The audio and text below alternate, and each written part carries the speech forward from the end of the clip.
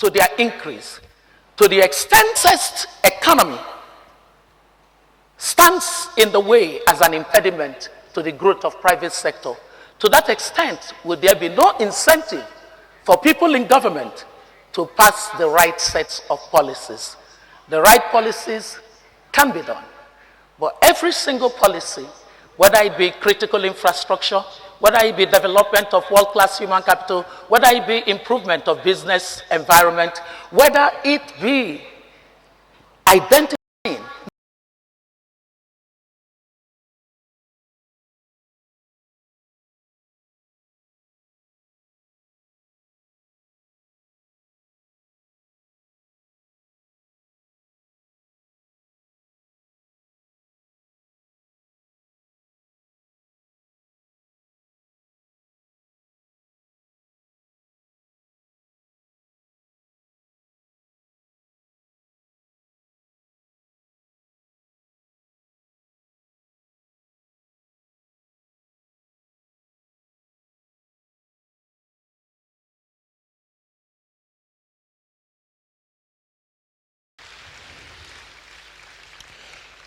Please be seated.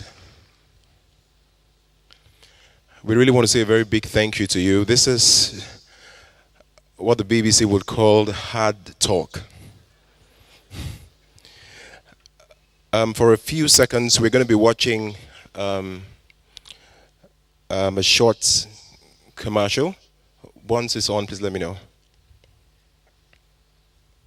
The Stone Age did not end for lack of stone, and the Oil Age will end long before the world runs out of oil.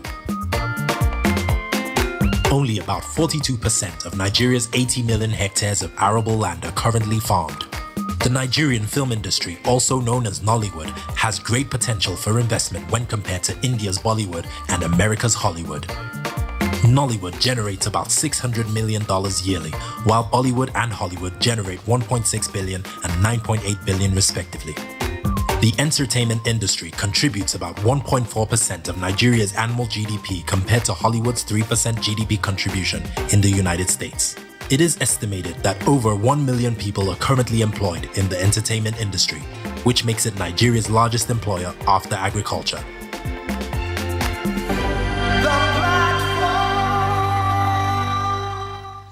Powered by Covenant Christian Center.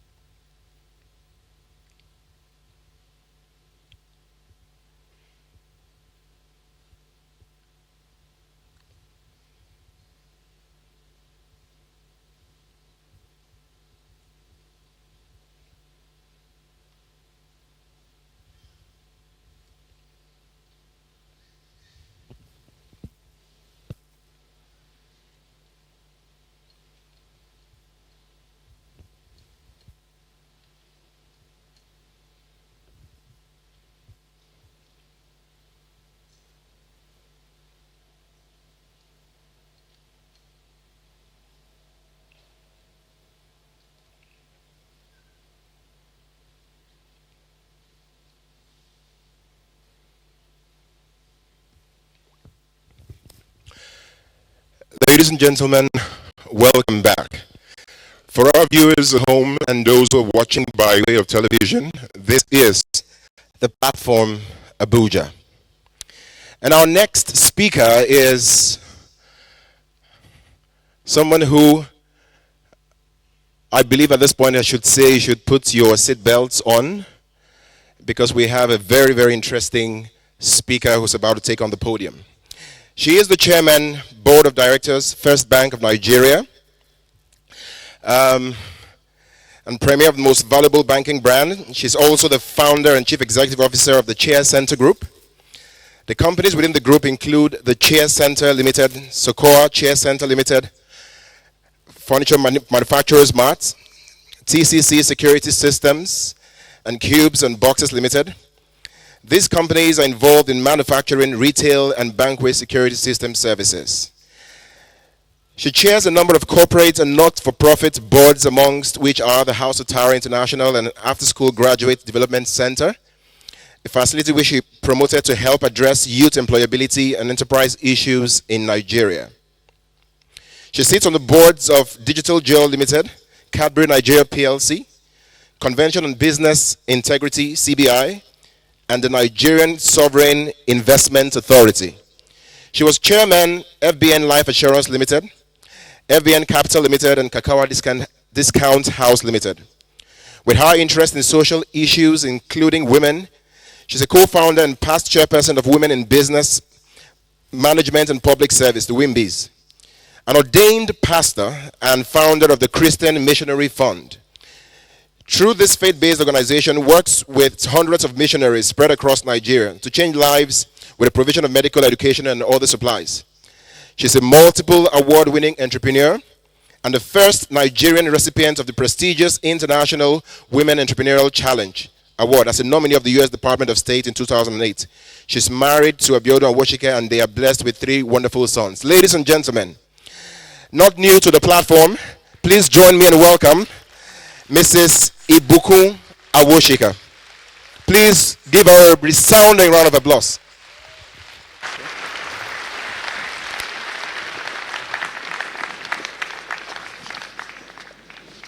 Good morning, ladies and gentlemen. A big thank you to Pastor Cojo, his beautiful wife Toyin, and the whole of the Covenant Church family, and to every Nigerian who ceaselessly is consumed with Project Nigeria. I feel like all I have to do is just continue from where Obi stopped, because really Nigeria is work in progress, and our issues and our discourse never end, at least not for a while. My assignment here this morning is on entrepreneurship, small and medium scale businesses as the vehicle for economic growth. Her last submission is simply that when you look at everything else that hasn't worked, we need to come back to our people. And when you understand anything about Nigerians, studied by different international organizations and a lot of conclusions concerning Nigeria, one thing is clear. Everybody agrees that we have a natural abundance of entrepreneurial energy. And when we're talking about small and medium scale businesses, our people for generations, for decades, and for years that you cannot count, have been engaged in enterprise at every type of level as a means of interaction in our community and a way of economic activity for our people to survive. So this is a terrain that the illiterate, the semi-illiterate, the educated, and the super-educated has been involved in one way or the other. Now, when you have the kind of population that we have, and you have an agreement that there is a natural nerve for a child to gather something together and pretend to be doing business, as child play, then you know that in an environment where you need to create value, aggregating that natural talent by facilitating an environment that allows true expression that creates value for our country can only be good for us at whatever level. Because at the end of the day, every simple economic activity, from the tiniest to the largest, has a value that sinks into the national economy.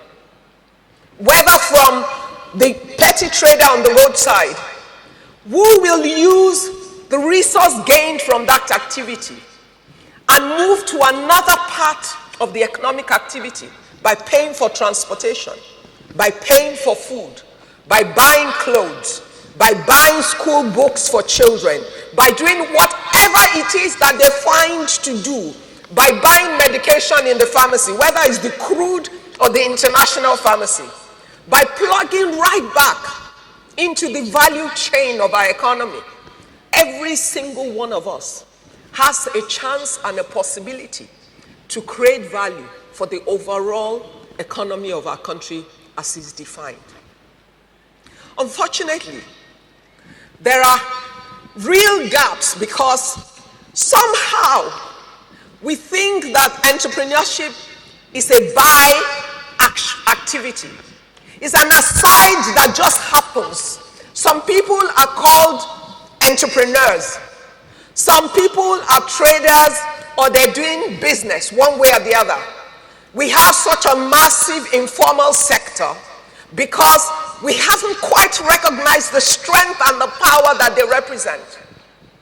And we continue to act like they will sort themselves out without any deliberate, holistic decision as to how to tie the ends of the activities together in order to gather the value for the nation.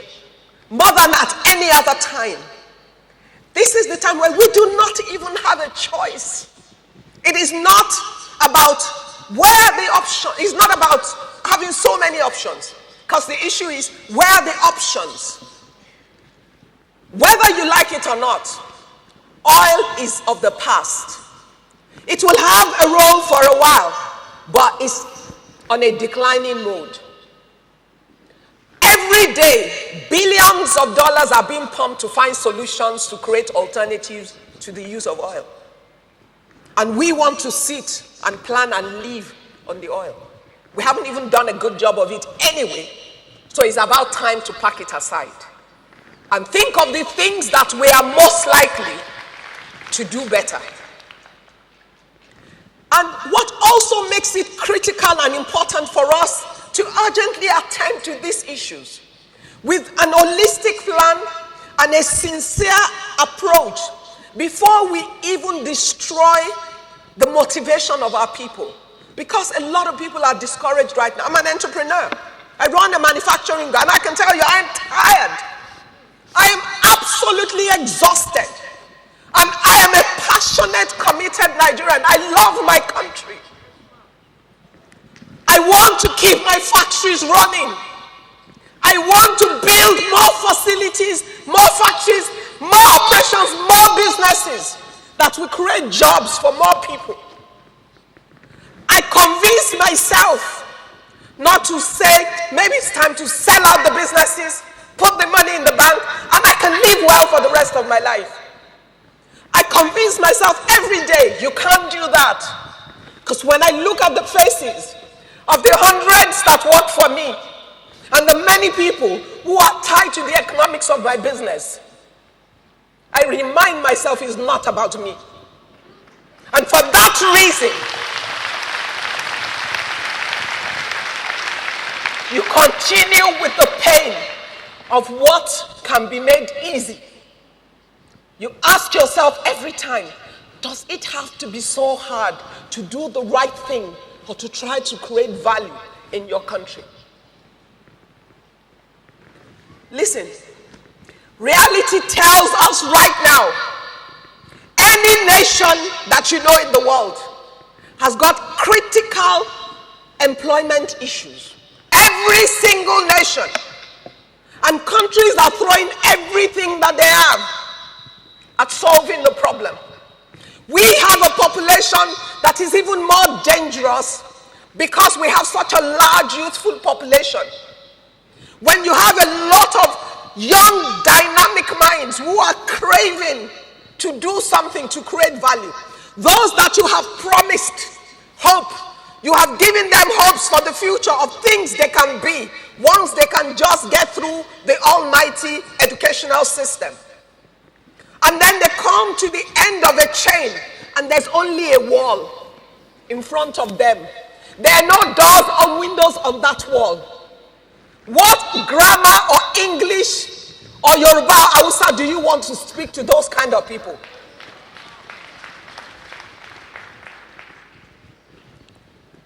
Companies are getting more efficient. And under pressure, companies are seeking to maximize themselves and naturally are shedding weight. From manufacturing to financial to every kind of service company you can imagine, there are people being told to go home. And there's nothing wrong with those companies. They're not being wicked or mean. They are taking the right decisions for the survival of their own institutions, and they have a right to. Technology is advancing at rates you can't imagine. And as the advancement of technology happens, efficiency comes into the workplace. In one of the companies where I sit on the board, one day, by installing an efficient production line from end to end, by the end of that machine, 400 and something jobs taken out. They don't mean harm, but they do have a right to fight to be efficient in a competitive market. This is our reality. And this will continue. In the time and age where people are advocating for, I went to MIT a few weeks ago to speak at their innovation conference. And in their media lab where they had this conference, there's a major section dedicated to robots and robotics. And many factories are looking for options to human beings. I watched a documentary on CNN the other day.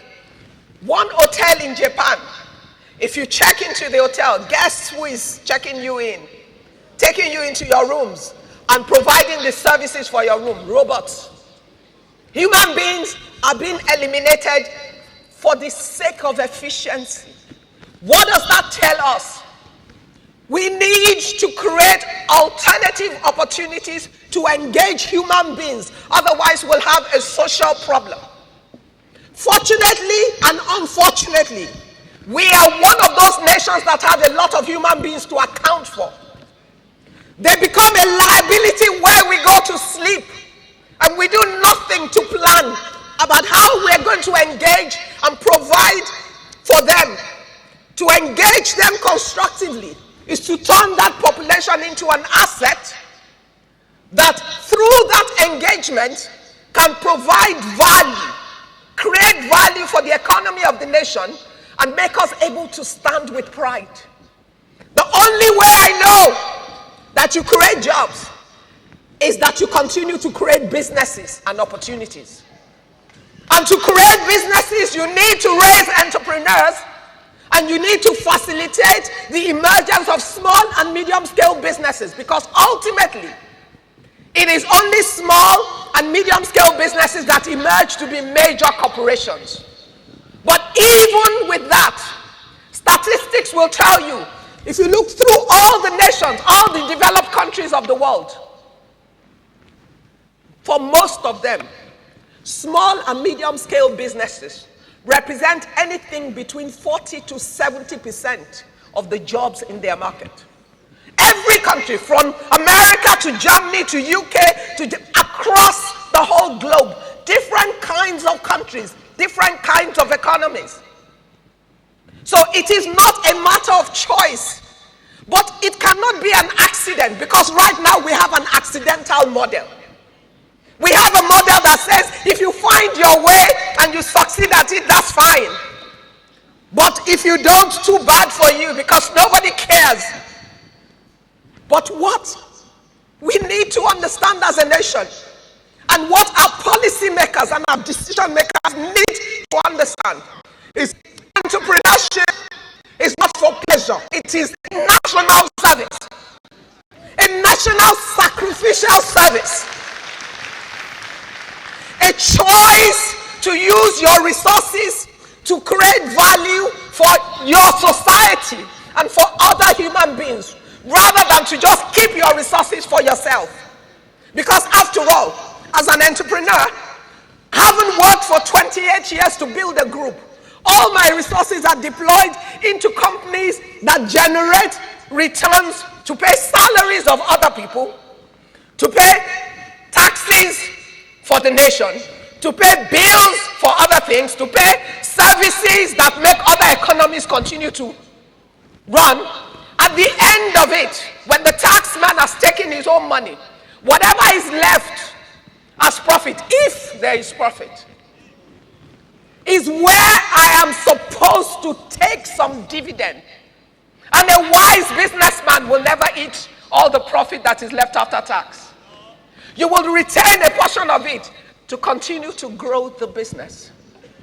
So it is national sacrificial service.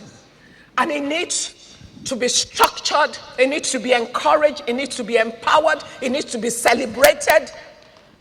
And we need to facilitate the emergence of more. Oh, they're not showing. I wanted to show you a natural pipeline. It's there. Okay, this is not even the one. I want that pipeline. Job creator or job seeker. Move. Okay. I want you to look at this. This is the natural pipeline of people. After school or training, whatever, most people line up looking for jobs. You can see the single guy or the odd guys that will go through the entrepreneurial line. Because, like a wise man told me some time ago, only a mad person chooses to have to worry about other people's salary at the end of the month. Only a foolish person does that. A wise person waits for somebody else to worry about his own pay at the end of the month. Unfortunately, that luxury does not exist. We need to set in motion a holistic policy and agenda that helps to motivate more people from the green line to the white line, because therein lies our salvation. Because ultimately, jobs don't fall from heaven. They are created, and they are created by bold, courageous, selfless people that are called entrepreneurs. Listed on Nigerian Stock Exchange are only 186 companies or thereabout. Go and do the numbers of how many people they represent in terms of employment. And I doubt that you will have 500,000 people represented by them. So all the other 180-something million people that are Nigerians, and we say we have a labor workforce of about 78 million people. Where do they work?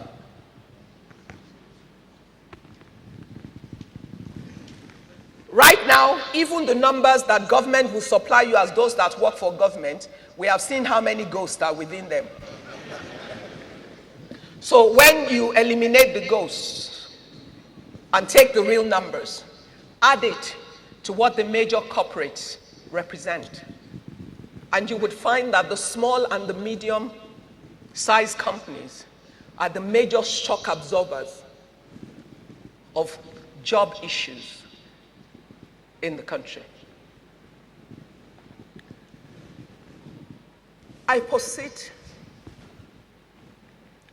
that we need to be deliberate about it. First and foremost, our entire educational system needs a rejig. A total rejig. Every single course must have an entrepreneurship content added to it. Every single course. When you train a doctor, tell him what is the commercial angle of his medical training and how he can derive and create economic value from his medical training. When you train an engineer, prepare him to be an entrepreneur, for when he sees the opportunity, if he has the background of the knowledge, he can attempt to take it on. Some will fail, but so what? In the entire world, if you go to business school, they will tell you 7 out of every 10 new businesses will fail within the first 3 years. But imagine the 30% that will be created. I worked in the last few months with Total Nigeria. They had a competition that they were sponsoring called the Start-Upper. They were running it across Africa. They asked young Nigerians to share their ideas, and they would win prize money and support for the execution, just to prove to you the minds of your citizens. By the time we were done, I chaired the jury. We had 3 brilliant young Nigerians as winners. Let me tell you the story of the overall winner, who was in Mauritius the whole of last week, competing in the African-wide competition with a solution developed in Nigeria. His mother, he lives with his mother for 25 years. And they never ever used gas to cook in their house. Why? Because his mother was afraid of fire. And just a simple fear of fire kept her out of ever using gas. Not even because she couldn't afford gas. So this guy went to university, studied engineering, and could not get his mother's fear out of his mind. And he was consumed with finding a solution that will make gas safe to use in the household without fear of fire. He then developed a cooking unit that once you switch it on using your gas, if for any reason the gas is shut down, he has an automatic system that shuts the gas supply. It's a Nigerian boy. He's 20-something years old. And he had registered the patent of his technology and started trial production. But where is his natural next phase within our system? Where was he going to be able to go to in order to move from where he is and the solution he had developed to make it a benefit for the society and a major contributor of value to the economy of the nation? So now, he has 6 million naira won from Total.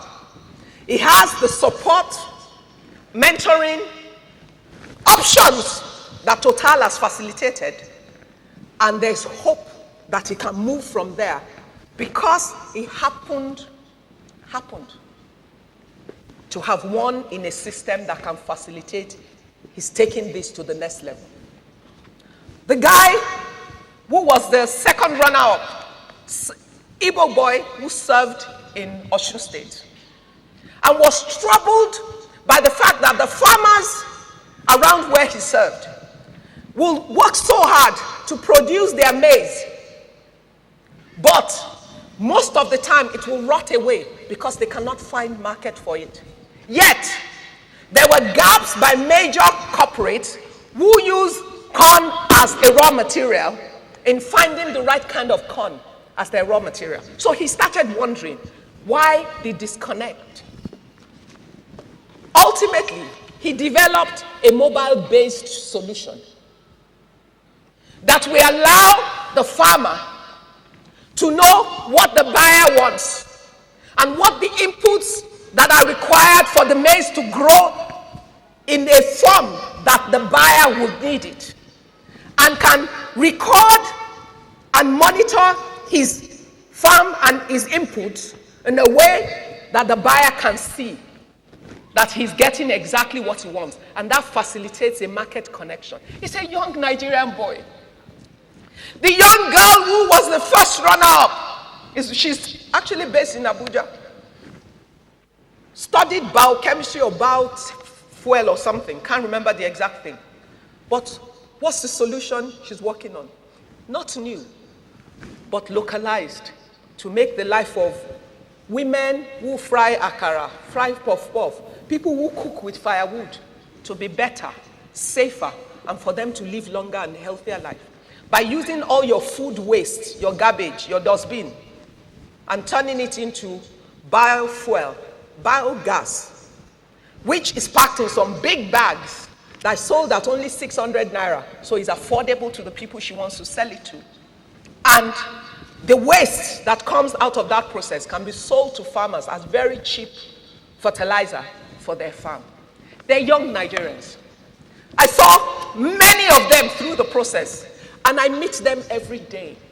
And I see what a structured, holistic system will do to unleash an army of young Nigerians that have minds, they have concerns, they have ideas, they see the issues. An Oyibo man cannot solve our problem because he doesn't live our lives.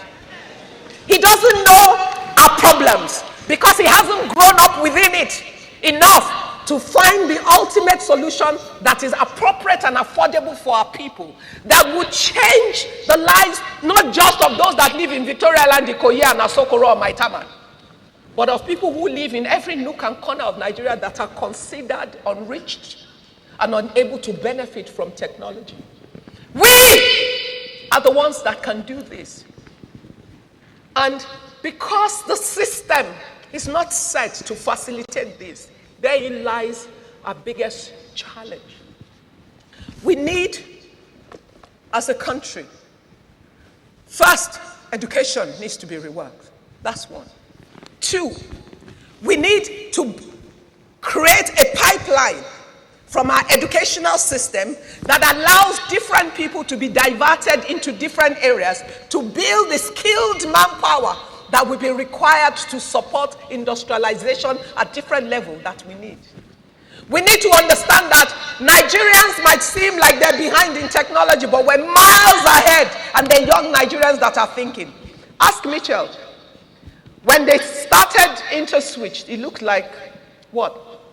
But at the end of the day, a multinational came from outside to buy into InterSwitch in Nigeria, started by young Nigerians. How old were they when they started? And there are many young, smart Nigerians who are working the technology space. The great thing about technology and entrepreneurship is when you find entrepreneurial technology people, you can change a nation overnight.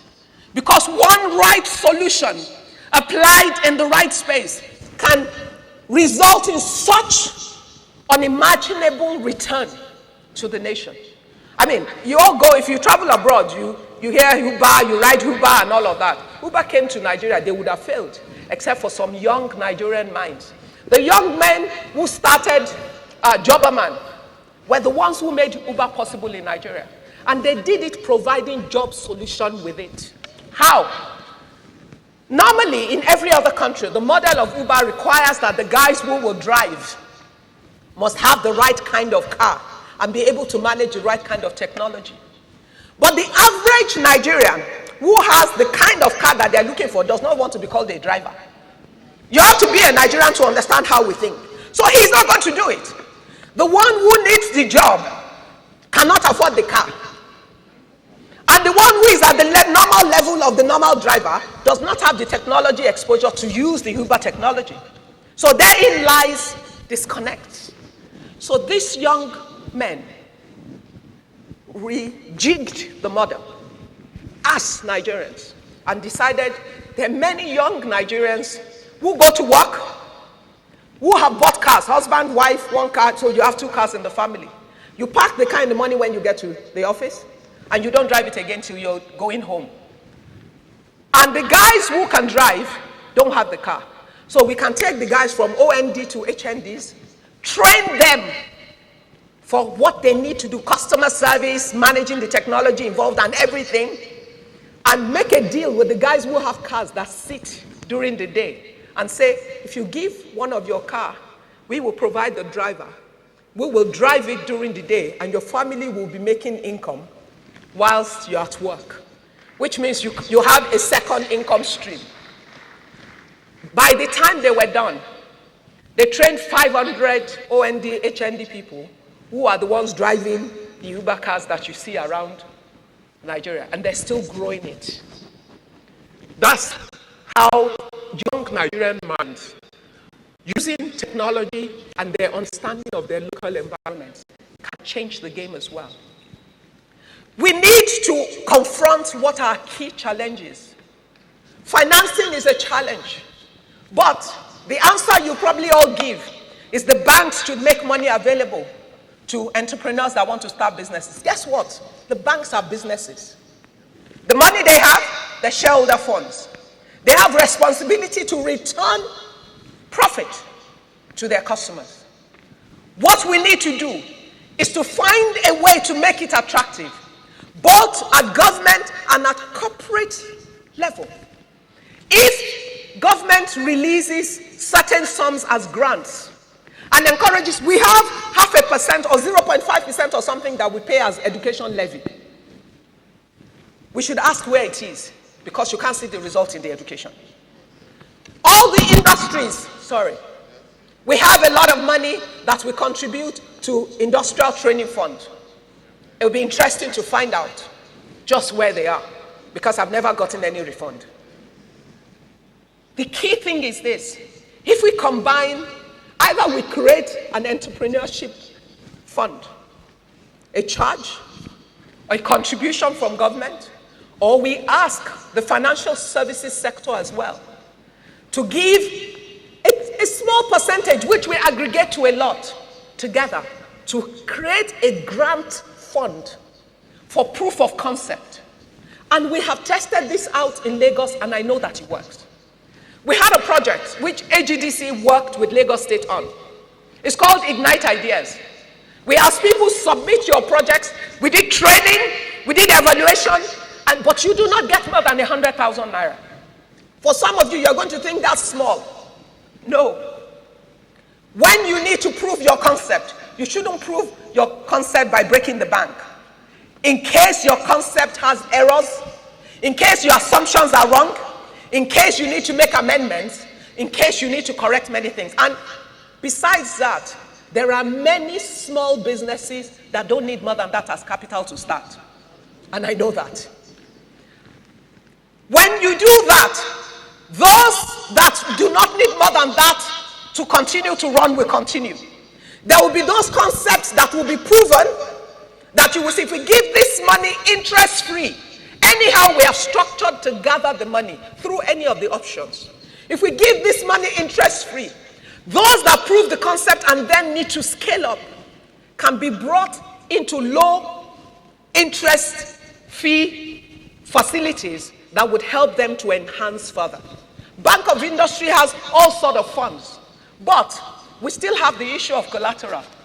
How do you want a young man that's never worked before, whose mother or father lives in a one-bedroom house or in a flat, who owns no house, owns nothing? How do you want him to provide collateral? So obviously, the banks have a right to ask for it, but it's not a system that will work for what we need. So we need to find alternative solutions, either government in itself who understand that it is a national emergency for us to raise entrepreneurs, collateralizes some of these funds and allows a lot of people to get started. Right now, I started a conversation, having an engagement with Bank of Industry on starting a 1 million new entrepreneur project.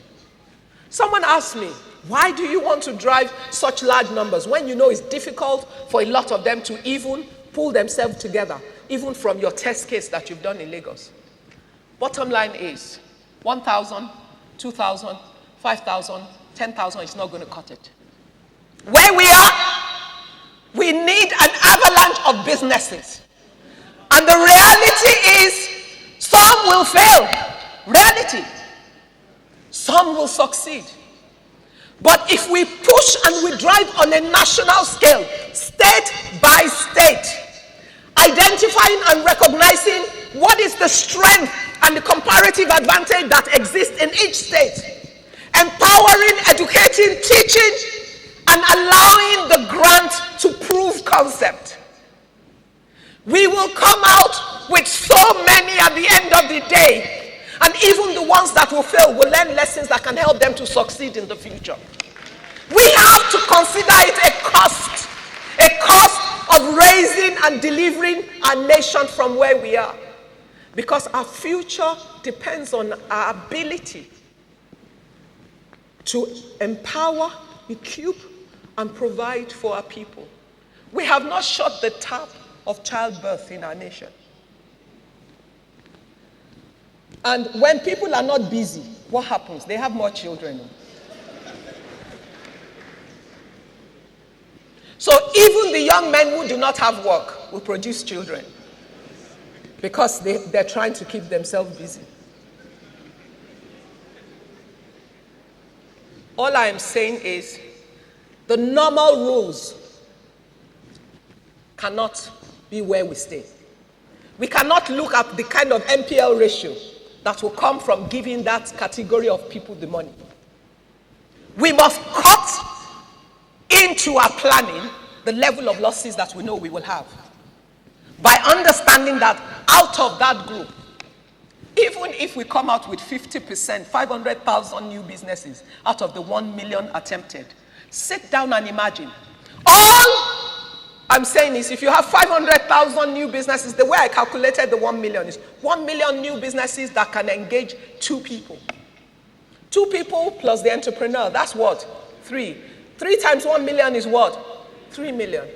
Within 2 to 3 years, a business that can employ 2 people can move to 5 people. And that can move us to what? 5 million jobs. Some will beat those numbers. Some can stay average for a while. But bottom line is, you will have some major wins out of the process. The same way we provide money for road construction, which we need. The same way we provide money for different levels of infrastructure and social infrastructure projects. Entrepreneurship development is a social infrastructure project. And when you build 1 million businesses and you create jobs for 3 million people, they will pay taxes that will contribute to national income. They will contribute to economic growth because they will pay rent, they will buy food, they will pay for transportation, they will take services from the medical system. There will be a recycling within it. And some will emerge as national, regional, or global leaders, especially the tech guys. Their rate of growth is exponential whenever you have winners amongst them. It's the reason why venture capitalists know that if they invest in 10 or 20, they themselves know that all they need are to find 2 or 3 that are major winners. They will pay for all the other ones and the investments there. We need help, and we need it as a nation. We have the human capital, but we need to tweak our human capital for where our needs lie. We need to rejig, we need to re-educate, we need to re-empower our people. We also need to make sure that we don't build and destroy with policies. As of today, there are many businesses that are on sit-down look mode. Just simple policies that are causing problems. Why should I need to open a Form M to import raw materials for my factory, for which I have paid for, even if the item is now on the list of 41? It is not a banned item. It just says I cannot use central bank money. But if I can show evidence of my money and can pay for it, why do I need every single Form M to go all the way to the very top in order to get approved for me to ship my raw material in? Why will I need because I'm in a business that is security related, why do I need to get a certification from the NSA's office that I need to get on a shipment by shipment basis? When in fact, I receive a shipment a month, but one certification takes me 4 to 5 months to receive. So what am I supposed to be doing in the interim? What stops us from thinking efficiently?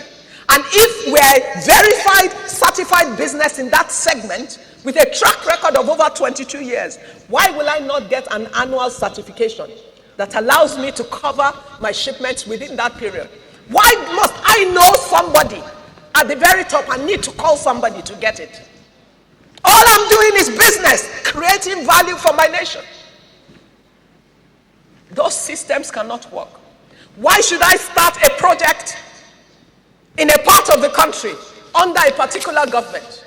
And if there's a change of government, I should be shaking and be fearful. Why? This is my country. And all I'm trying to do is create value by making sacrifices, using my resources to do what I know will create value for my country. Why must I need to walk the phone to call 10,000 people trying to get to one person because of doing what is right in my country? That's not a sustainable system. That's a system that destroys the spirit of entrepreneurship.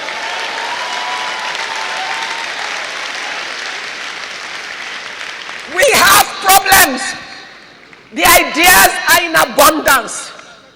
The resources might not be fully available, but we can deal with it. The structure that we have does not work and does not support entrepreneurship or small and medium businesses in contributing to economic growth. Yet we do not have a choice because the numbers do not support that we sit and live on the big businesses alone.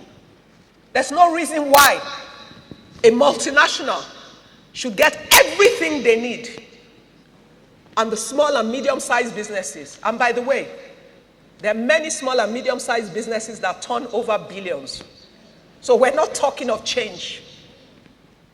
Would have to beg for what they need to provide jobs for Nigerians that need to have jobs under a system and in a nation that has those people to provide for.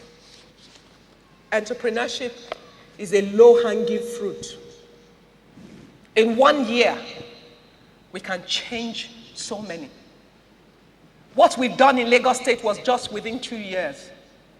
I put down 10 million of my money. Lagos State put down 100 million.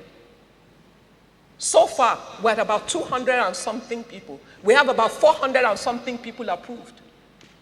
But to even get it, all you ask them to do is get guarantors who will write a post-dated check in advance. Some people do not have family members who have accounts that can write checks to guarantee 100,000 for them. I'm telling you the truth. That's to tell you why we need to rethink the fundamentals of how we structure it.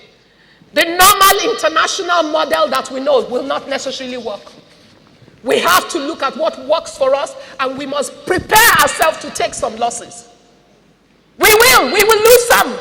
But so what if we win enough to make the change? And if we start a chain, then we can have an inductive effect that will produce the result that we seek as a nation. It's frustrating seeing and talking to so many young people day by day, or talking to, can you imagine how many CVs I receive? You look like the evil person. Because can you really provide jobs for everybody that wants you to help their child to get a job? The jobs are not even there. So where are you going to find them? The only way we create the jobs is that we work to create the businesses. And there are enough of us as entrepreneurs who have walked this route to a point. We have ideas of what to do. We can create the clusters ourselves once we're allowed to do what we know to do, in order to create enabling environment to help the ones that are coming from the bottom to grow. If you cohabit groups, you will see emergence of value chains that before now they can't take advantage of because people cannot even see the clear opportunities. It needs those ahead looking behind, taking resources that are made available to them, being encouraged and supported by the system to help and hold the ones at the bottom of the entrepreneurship pyramid so that we can move more up. And so it's not even a pyramid. We can have a drum and concentration at the top. May the Lord help us. Thank you.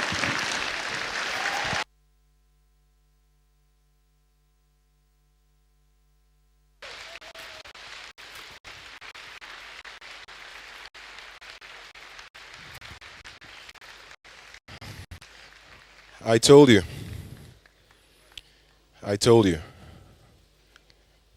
She has announced the clarion call for us to take ownership of our economic future.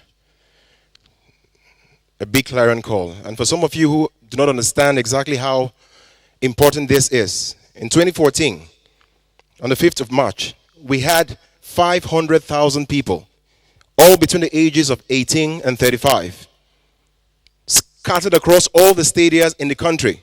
68,000 in the ABUJA National Stadium, all searching for one job at the National Immigration Service. 7.5 million people applied for the same job online, and they were all between the ages of 18 and 35. This is a clarion call for us to tap our entrepreneurial DNA and begin to mobilize our energies in the right direction. And stay away from the distraction of social media and mobilize our energies to create, like the young people who are creating all over the world. New technologies, the new money as they call it. It's no longer hardcore movements, but new money. Mrs. Ibukun Awosika, we thank you so much for this wonderful introduction. God bless you.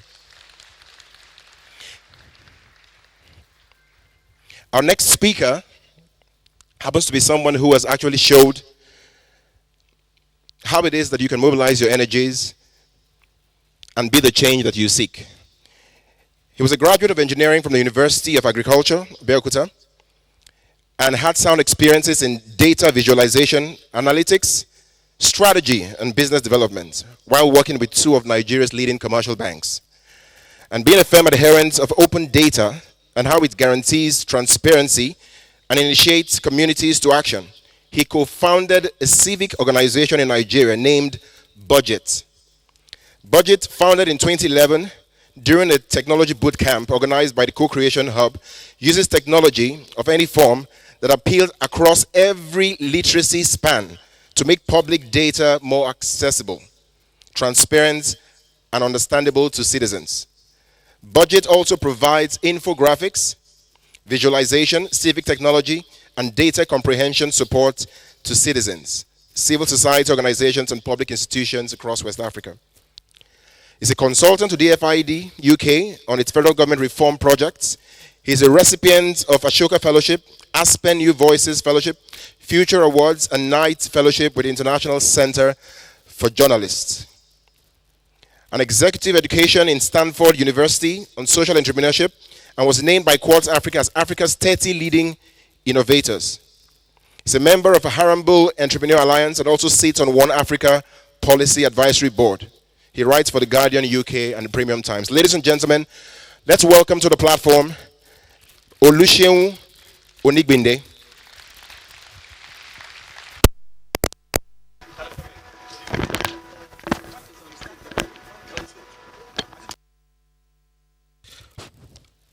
I'm very, very happy and honored and privileged to speak at the platform.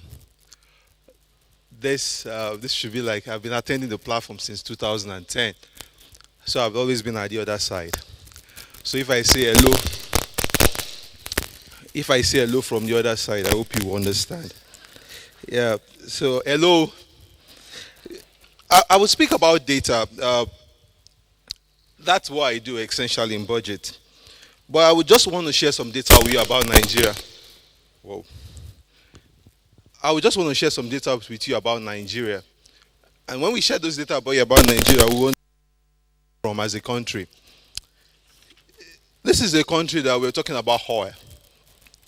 And 13% of our GDP is oil. And 13% of that GDP accounts for 70% of government revenue. Just following me with the math. Now, 87% of the GDP, where is that? If you look at the Nigerian Stock Exchange, if you take out Alhaji Dangote from the stock exchange, his companies, they have taken almost 60% value of the stock exchange from it. The structure of our economy is not even linked with our stock exchange. We have a serious crisis here as a country, and I always ask ourselves, what did we do wrong as a country? Because we have oil, even the oil that we have as a country, the oil that we did not do anything except collect rent. You understand how someone's father or parents can leave a big property for you. Then you don't clean it. You don't make it look tidy. You don't fix it. You don't build petrochemicals. You don't build plastic industries. You don't build refineries from it. The only thing you do is you stay by the terminal and you watch the cargo pass by and say, Oga, your cargo is passing by. Pay my rent into the JP Morgan account. And that's what we have been doing for years.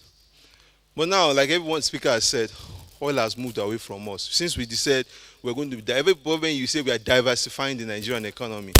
Now, since we decided not to diversify, oil decided to move away from us. But I'll be saying a lot of things about data, and I'll look well about data, about what we can do differently about data as a country. We love a lot of guesswork in Nigeria. We do a whole lot of guesswork. And the question we always ask ourselves is, why do we always do guesswork? Why do we always do things about facts? Because what is data? Let me explain. Data is like a collection of facts and observations that can be used for actionable intelligence. Meaning we have facts, we have things that we have empirical in our hands, and we can think through that and be able to derive intelligence from that. Thank you. Derive intelligence. Derive intelligence from that. Can you hear me? And are we able to derive intelligence from Nigerian data? Think about every economy that we have studied. Every economy moves from an extractive stage, an agricultural stage, to a manufacturing stage, then to a services stage. But you know what Nigeria did? We jumped from an agricultural and extractive stage, then we moved to where? The services stage. So we have, if you look at the data, we have manufacturing doing 8% of our GDP. Then we have a workforce of almost 78 million people. Where do we put them? So we're going to look at, and I'm going to ask questions. Let me just share some of my stories with you, because when you talk a lot about data, it's good you talk about stories. I'm a 12-day-old daddy. So you understand that I'm just getting, you have to clap for me. It's not easy to be a daddy. Yeah, and I have sleepless nights. Yep. Okay, good, thank you. I have sleepless nights, days, and when we had the data, my wife stays around Nigeria and in US, so she's in Texas now, and immediately we had a child. They gave us the birth certificate. I was watching them because a lot of things thrilled me. We had almost 12 medical personnel on ground to take delivery of a child. I was like, are we throwing a party here? And after that, something stunned me again. They brought the birth certificate and says, we're going to use this to process a social security number. I said, what does that mean? He said, that's your unique identity of your child for life. And that struck me because 2 days ago, before they asked a friend of mine that BudgIT, my organization, co-founders, our partners, they're all abroad, they're all in Washington, D.C. or New York, and maybe we should even register our organization in the U.S. And it says, okay, you cannot register your organization in the U.S. if you don't have a social security number. That means there's a number that locks you out of the system if you are not a citizen. Now, is there any number like that in Nigeria? And you allow me run a survey here. You allow me run a survey here so that we can know if there's any number like that that locks you out. How many of us have BVN here? You should raise your hand, please. Yeah, thank you. How many of us have passport here? We have an identity with the Nigerian national passport. Have you? Good. How many of us have driver's license? Wow. How many of us have national ID card? How many of us have NMIC? That's the new one they're making now. Oh my God. We can keep counting. How many of us have ever taken part in the census program? Okay, great.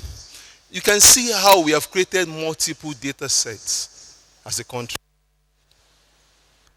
No country progresses if it does not keep a single data set on its people. You need to have a single data set, a single identity to a person. Look at me now, I might be Sheon Onigbinde in BVN.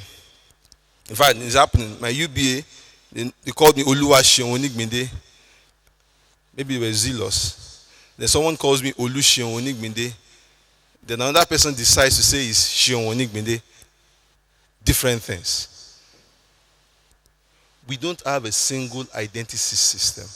And that's when we don't have that, we can't build intelligence. There's so much gray areas in this country.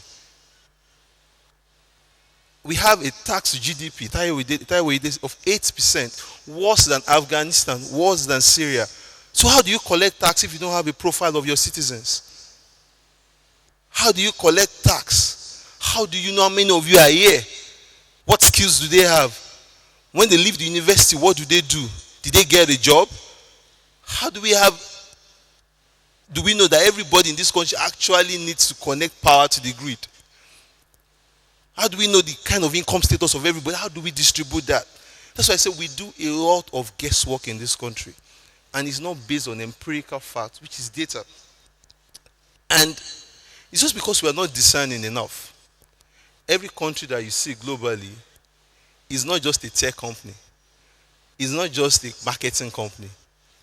It's not just a business, it is a data company. People say if it is too free, then you are the product. Yeah, Facebook, YouTube, Linda Ikeji, you are the product. Every time you're browsing on Google, there's an history to you. So it's monitoring your digital footprint. It's collecting data, understanding your interests. So if you are professing Christ and you're going to porn site, people know. Yeah, we do know. There is a footprint for everything. And everybody is collecting data because of one word: intelligence. People are capturing data so that they can sell to you. Facebook knows your friends. It knows your interests. They know who you want to talk to. They know the kind of things that interest you. Like, we know what is interesting people now. 45 minutes video, I came down from the flight 1 a.m. this morning and I said, how can people watch 45 minutes video? And someone says, how did you read 1,800 pages of the budget? Since you say T.Y. Savage, we cannot watch 45 minutes video. Data is powerful. And a lot of people understand that when you collect that data, you analyze it, you machine it, you research it, you reuse it, and you build something great out of it. But we don't have a data culture in this country. I'm one of the biggest fans. I've always asked people that if the 5,000 naira thing comes out, I have to collect. Because they have not properly defined to me what it means to be poor and to be very vulnerable. Yes, I could also be poor in some sense. The reality is that we have not captured enough. We don't have that profile. And I always tell people about people that if I take my organization as a small case study, I was in First Bank. Mrs. Awosika is too big. She might not know me then. I was First Bank for 4 years before I resigned. I was in strategy department before I said I wanted to start my organization.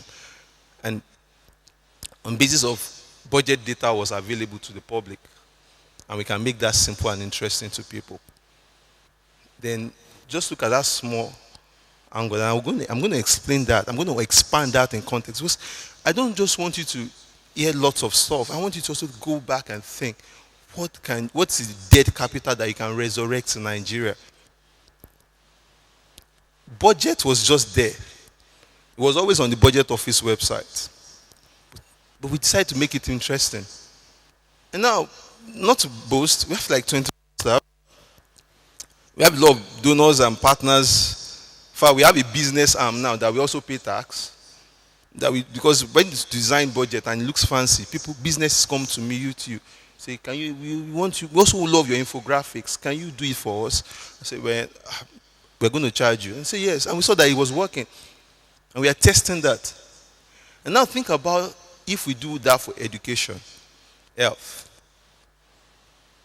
politics, our election data, contract data. If we do that even for crime, how much? Because the fundamental of a democracy, as Pastor Cojo laid this down, is they're supposed to engender freedom, freedom of thought, freedom of creativity. That's why we call it democracy. And that's why we need to do all of that. We are not driving enough in this, and so we don't allow people to be creative. I was talking to my team.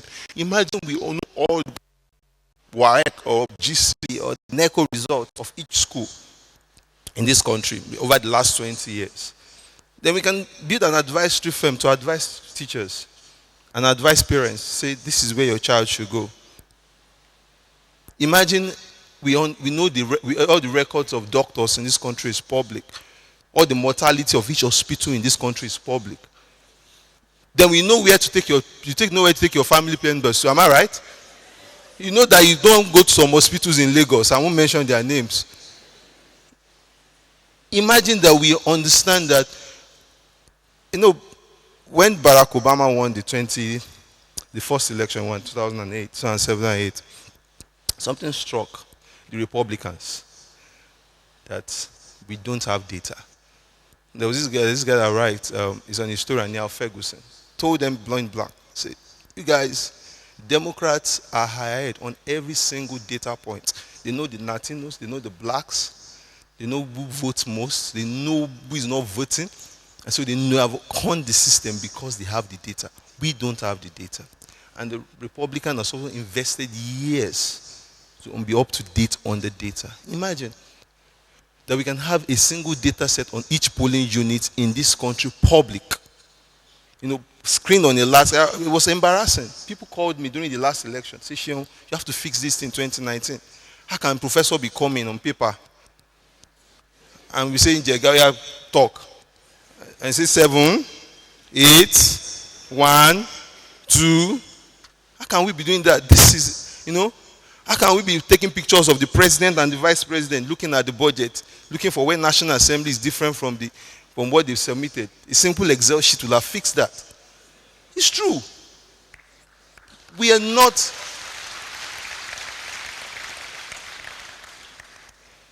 How do we know where power consumption is strong? Do we all need to connect to the grid? Someone that just puts up a light bulb and puts up just a television set and a radio set, does it need the national grid? It's not a solar panel, just one single solar panel, not enough. So why must we compete with the person? Why must we put the person in the same category with Lekki, who has all the lights on, who has all the ACs and the washing machines on? Why should we put them in the same category? Because we are not researching the data. And most importantly, if we're really going to diversify this economy, what we need, my own perspective, is a data revolution.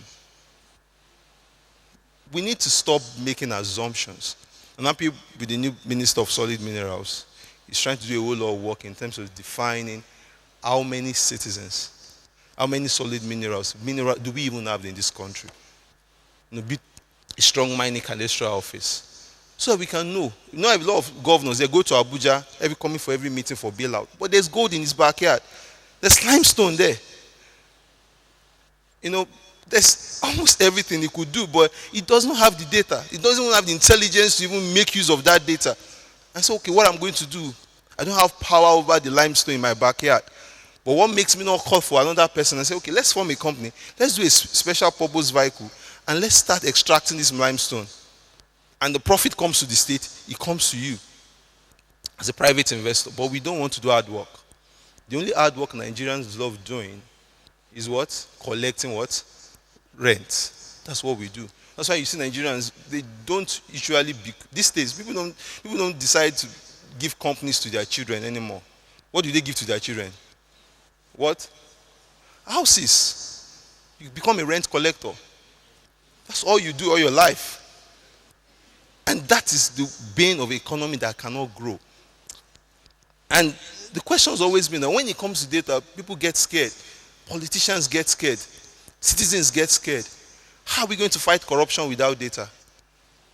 In a country called Uruguay, they decided to bring out all the contracts that the states was awarded. And they found that just 20 companies in the whole country was collecting all the contracts. And so they said, this has to stop. So we are going to put it online. Why should you have a small business and government wants to buy a computer and you are not the one supplying it? Why should supply of computers be a private exclusive of some certain people?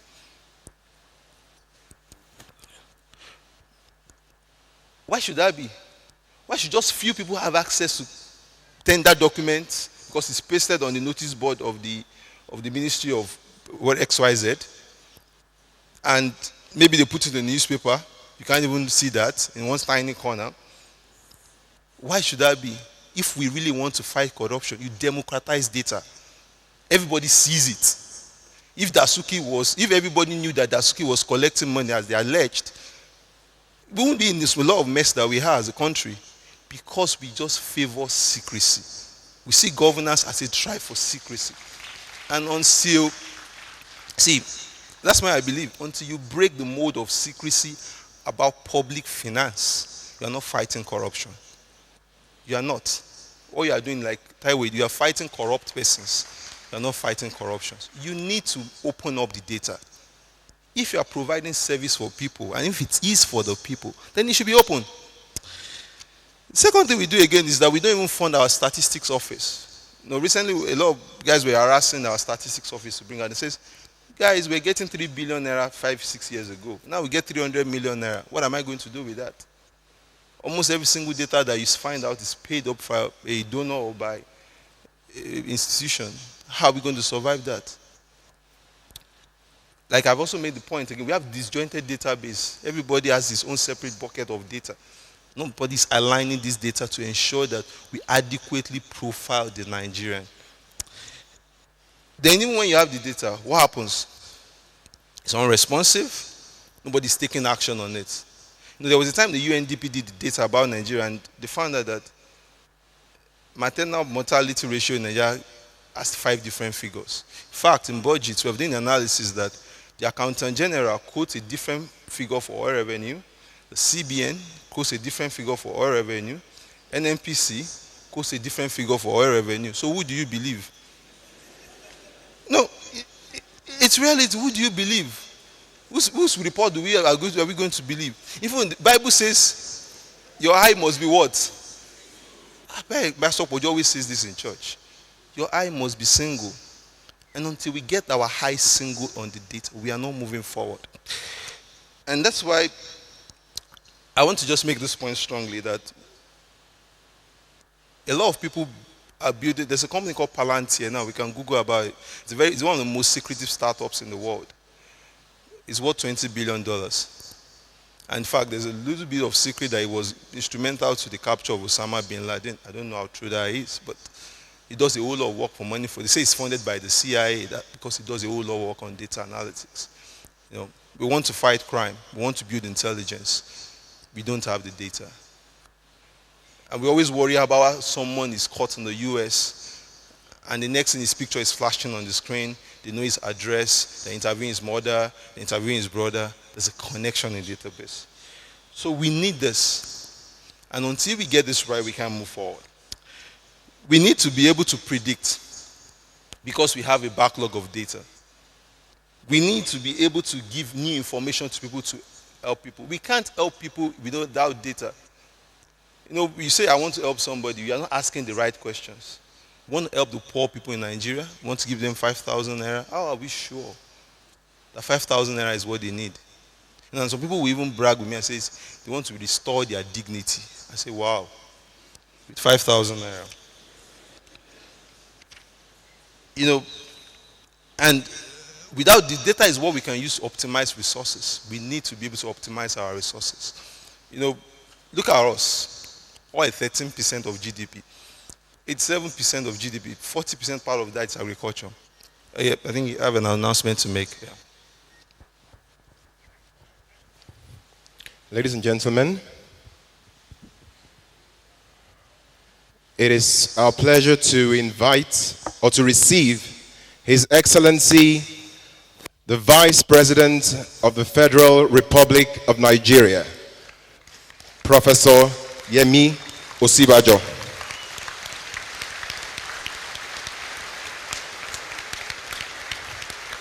Please give him a resounding welcome.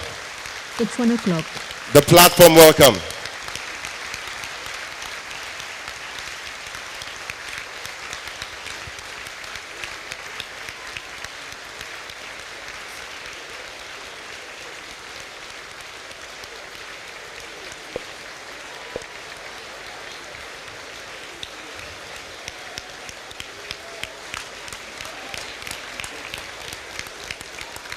No stranger to the platform, His Excellency.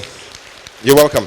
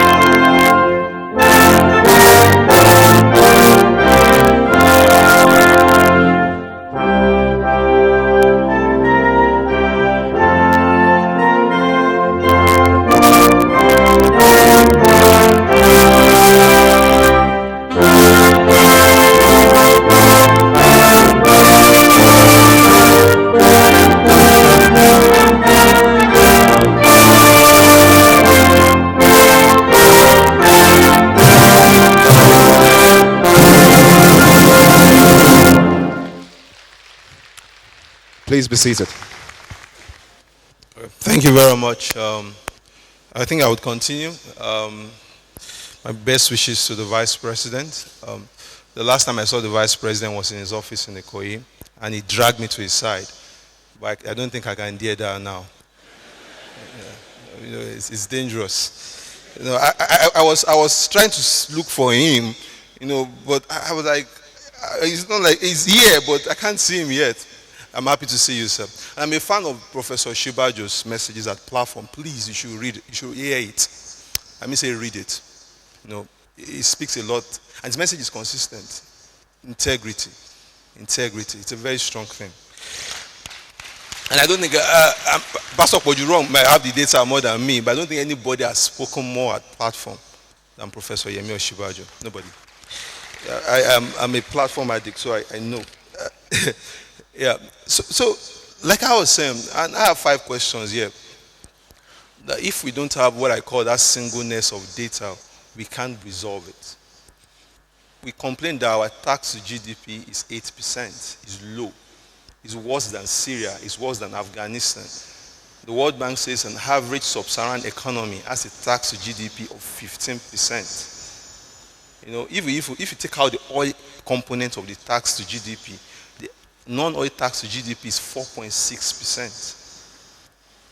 The question is, how are you going to raise that if we don't adequately profile Nigerians? That's why we need to have this conversation. It's a tough conversation.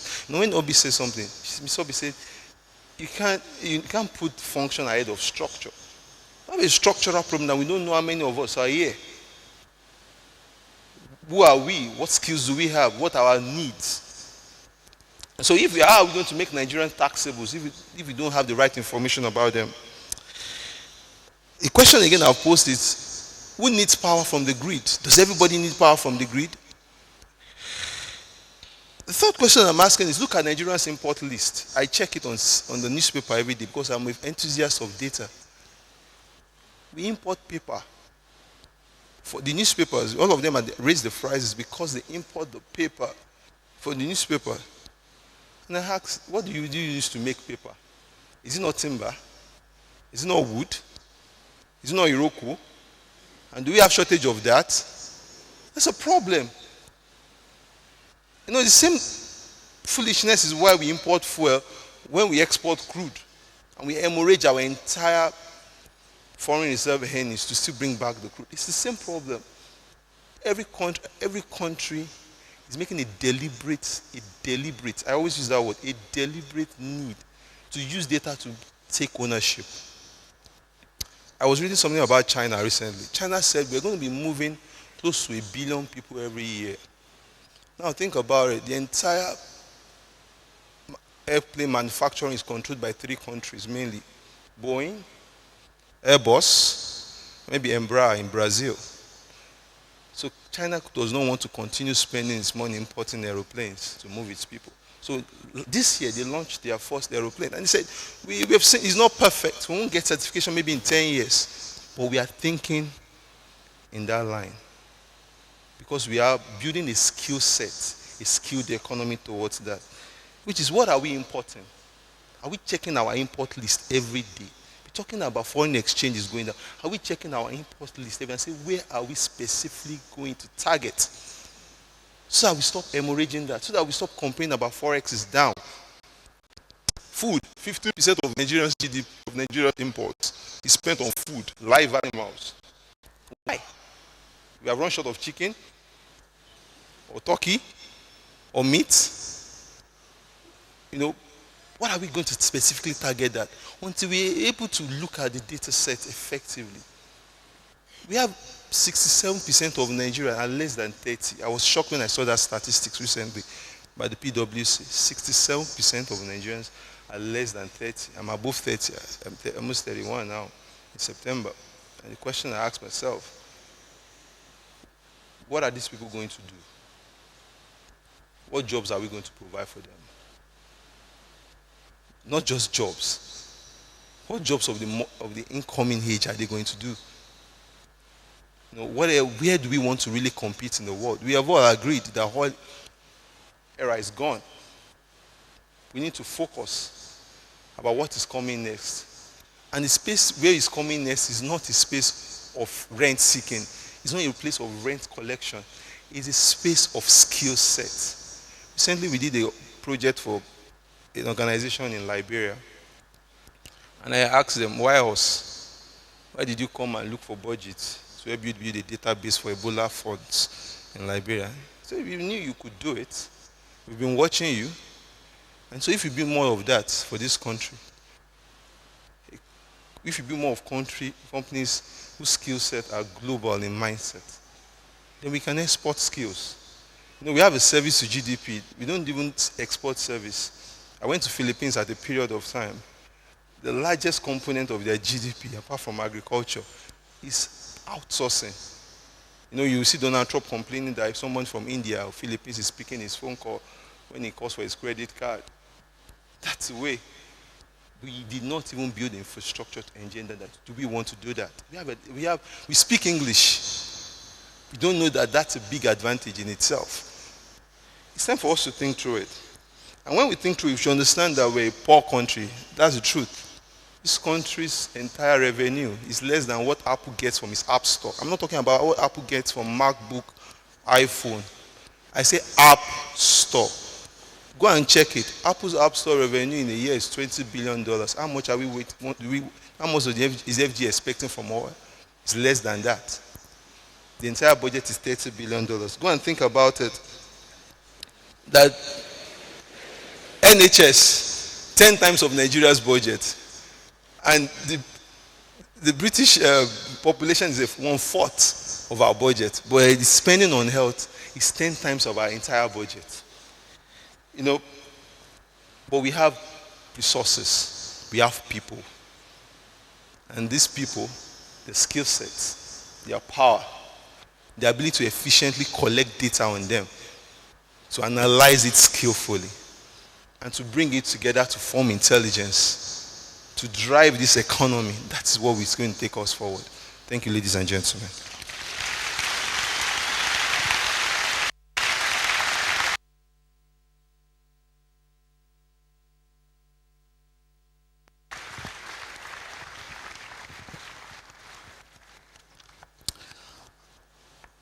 That was a good one from Sheol. Now, our next speaker, let me first of all make this clear. I said this the last platform we did in Abuja, and Sheol alluded to this. I don't think from 2009 we have held a platform this is what we've done from 2009. Once we decide we're having platform, the first name we write down is Professor Yemi Osinbajo. Then after that, that is how we have done it since 2009, when it wasn't even televised, when we used to be under hot tents, right, in Tafawa Balewa Square. And we used to pray earnestly that it will not rain. He used to attend and speak for us. Professor Yemi Osinbajo is the Vice President of the Federal Republic of Nigeria, sworn into office on the 29th of May 2015. He is also a senior advocate of Nigeria, professor of law until his inauguration as Vice President, a senior partner with Simon Cooper's Partners, a commercial law practice. He was appointed Lagos State Attorney General and Commissioner for Justice in 1999 and reappointed for his second term in 2003. During the period of his public service, he commenced the Lagos State Justice Reform Project.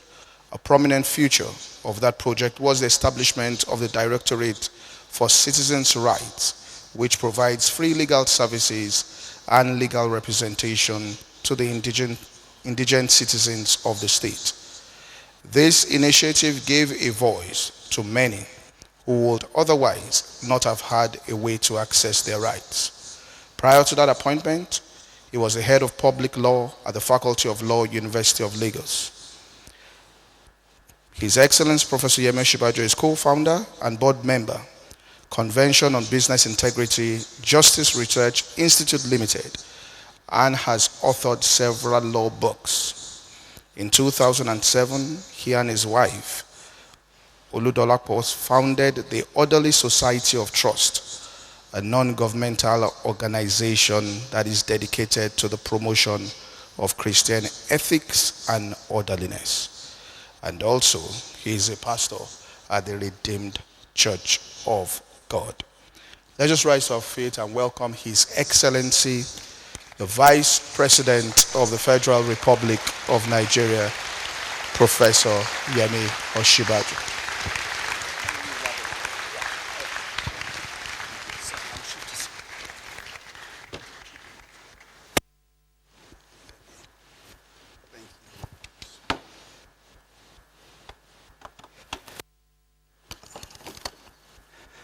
Thank you very much. Please sit. One of the many disadvantages of being the vice president is that you get to use a lectern that is almost taller than you. That's obviously a more efficient one on my left. But I think I must say that if you want to be vice president, please try and attend as many platforms as possible. You might, just as Pastor Cojo said, I've been attending the platform for the past 7 odd years or so. So you might need 7 years of your own before you can contest.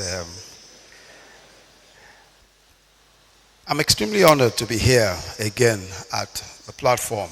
And I must say that the platform has through the years become possibly the foremost opportunity for ideas and intellectual innovation in Nigeria.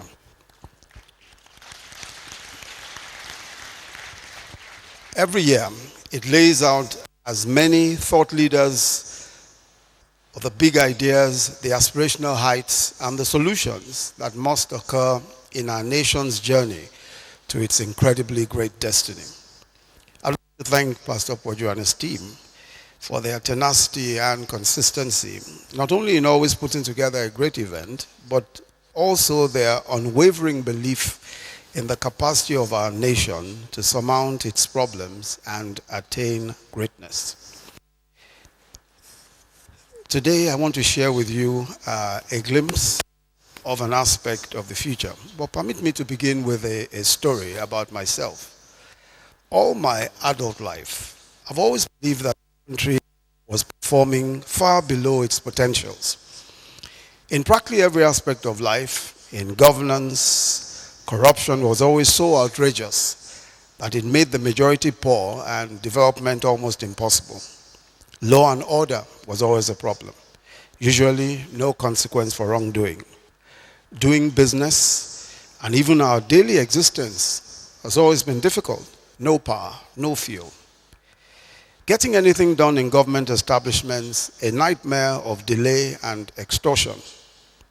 So, as a decision, as a conscious decision, I joined various pressure groups, from human rights groups to good governance advocacy groups. In 1995, I co-founded an organization called Integrity, an anti-corruption organization. I joined various think tanks and professional groups, including the Concerned Professionals.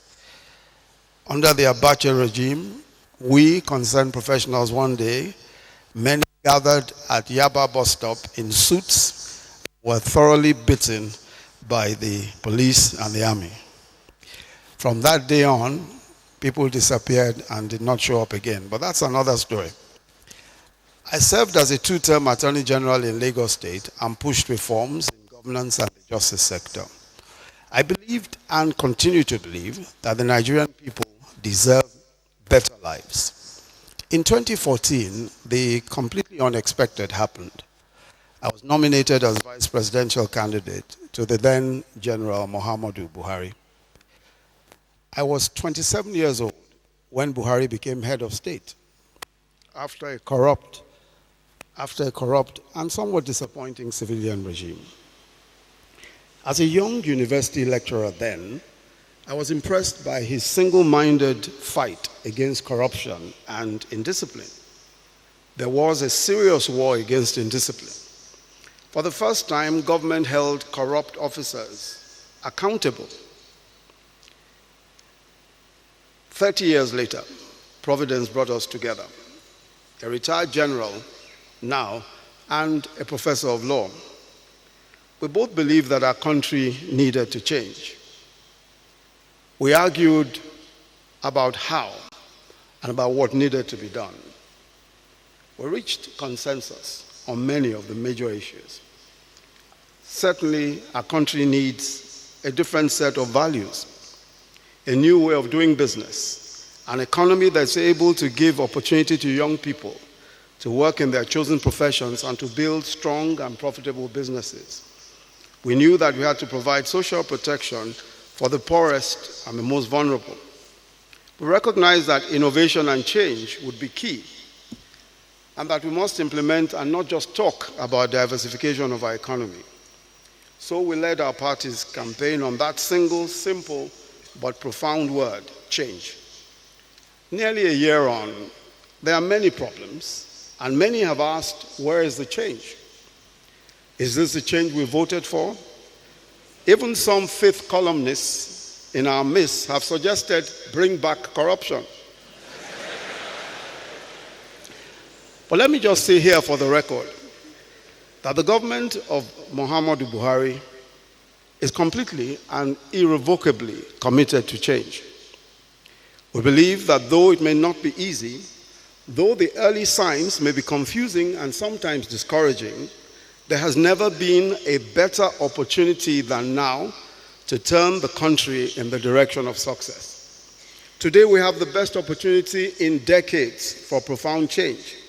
It's an opportunity in a generation, a revolution whose time has come. Everything around us tells us that the moment is now. Can this change happen? Yes, indeed, it can. What do we have in our hands to make it happen? We have a country that is tired of corruption, tired of leadership without values, tired of an economy that is neither designed to accommodate enterprise nor to create opportunity and wealth for the majority.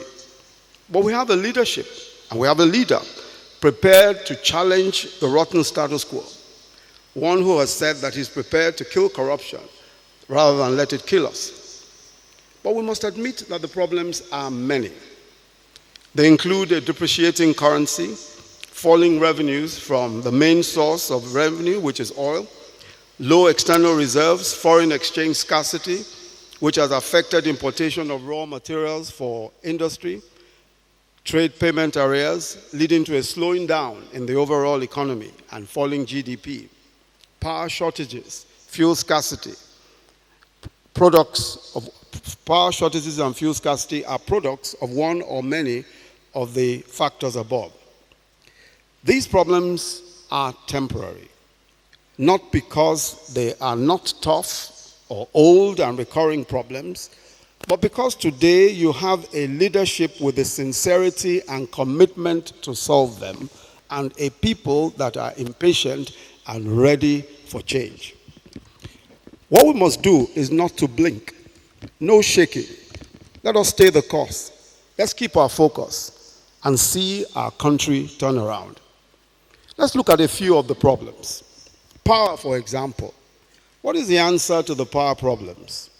In November 2015, and twice since then, for the first time in Nigeria's history, we generated 5,000 megawatts of power. Of course, many will recall that in the early months and even up until towards the end of December, power supply was relatively stable. But come February 14, 2016, sophisticated vandals hit the Forcados export terminal, which supplies over 40% of gas going to our power plants. And we lost in total about 1,500 megawatts of power in generation. Now, how do you solve the problem? First, aside from fixing the Forcados plant, which will take up until May, amidst threats of vandalization, we need to expand the sources and volumes of our gas assets. Gas is available, but pipelines are not. So we must build new pipelines to take gas from gas plants to the power plants. And that's what we're doing at the moment. There are several gas pipeline projects all over the country awarded at various times. Very few were ever completed. And a lot of money, of course, has gone into the contracts for these gas pipelines. But you cannot have gas without piping them to the power plants. So a lot of that has to be done today. A lot of what we are going to be spending on power is completing projects that have been abandoned or projects that have just been discontinued for one reason or the other. Transmission is another problem. In the short to medium term, we are working to complete many of the abandoned transmission assets. We are also working on the distribution companies to meter their customers. Customers must also pay, otherwise the generating and distribution companies will collapse. Telecommunications companies in Nigeria have survived and expanded because everyone is forced to pay their bills. And the only way by which the power sector will survive and thrive is if we all pay our bills. But it's a chicken and egg situation. People say, I don't have power, so why should I pay? And of course, the distribution and the generation and distribution companies say, if you don't pay, how can we produce power? But I think that the simple solution is that a more efficient system, which is what we are working on, will certainly encourage payment. But pay we must. We've dropped fixed charges today. There are no more fixed charges. In other words, you do not pay necessarily because you own a facility. You don't have to pay any fixed charges anymore, and it's only the tariffs that are to be paid. But of course, there are still arguments around that. How about fuel? Almost all the petrol we use is imported, and I think Sheon just pointed that out. So with scarcity of foreign exchange, it has become difficult for independent marketers to import fuel. The NNPC has had to import and distribute almost all the fuel that the country uses. So what is the solution? We must get the independent marketers to source their foreign exchange so that they can bring in fuel to complement NNPC imports. But the medium to long-term plan is the new initiative to get the private sector to build what are described as co-located refineries and new refineries, so that by the end of 2018, we'll be producing most of our petrol locally. Now, this is a problem that we need not experience. And the reason is, just as has been pointed out, there's no reason why a country with the amount of crude that we have to be importing refined petroleum products. But that's where we find ourselves today. And so once there's a scarcity of foreign exchange, you're going to have problems in importing. So what we do and what has been done is to swap, to send your crude abroad and get it back in the form of refined petroleum. That the government does about 50% of imports. But in the past few months, the government itself has been almost importing the entire 100% of refined petroleum imports because of the scarcity of foreign exchange. NNPC really lacks the capacity to distribute petrol across the country. So the independent marketers are key. They must be involved in the distribution of petroleum products. But we'll get there, and we'll get there quickly enough once we're able to change the paradigms. I know that many people today just ask the question, how can we have so much and yet so little? But these are the answers that we'll be providing, and I'm sure that very, very soon we'll see a vast improvement. How about the ease of doing business in Nigeria? I think it was my sister Ibukun Awosika who said that you have to know someone in order to get any kind of approval. Nigeria, somehow, we have rigged a system where it is so difficult to get anything done, especially through the public services. The mandate of our Minister for Industry, Trade and Investment is to ensure that there is a noticeable difference in the ease of doing business. And that is to say that pre-investment approvals, especially those coming from the federal government, must be easy to access. They must be easy to obtain. And he has a mandate to work over the next 18 months to ensure that we move 30 spaces in the Ease of Doing Business Index, which is an index which is compiled by the World Bank. How will we create jobs? We will deepen the diversification of the economy. The big areas of focus are agriculture, the agro-allied value chain, solid minerals, petrochemicals, technology, and entertainment. And I'll talk a bit about technology and entertainment as we go on. But I want to say, just because for those of us who live in the urban areas, agriculture really doesn't mean much. But it's very important for us to bear in mind that today, agriculture is the second largest employer of labor in Nigeria, and it can expand. We need to be completely self-sufficient in rice production, in wheat, in tomato, and several of these products that today drain our foreign exchange. Just to take an example of rice, the demand for rice is about 7 million metric tons. We produce only 2.7 locally, so we import the difference. So we spend almost $4 billion to $5 billion US every year on rice. So how did we approach that, and how are we approaching it?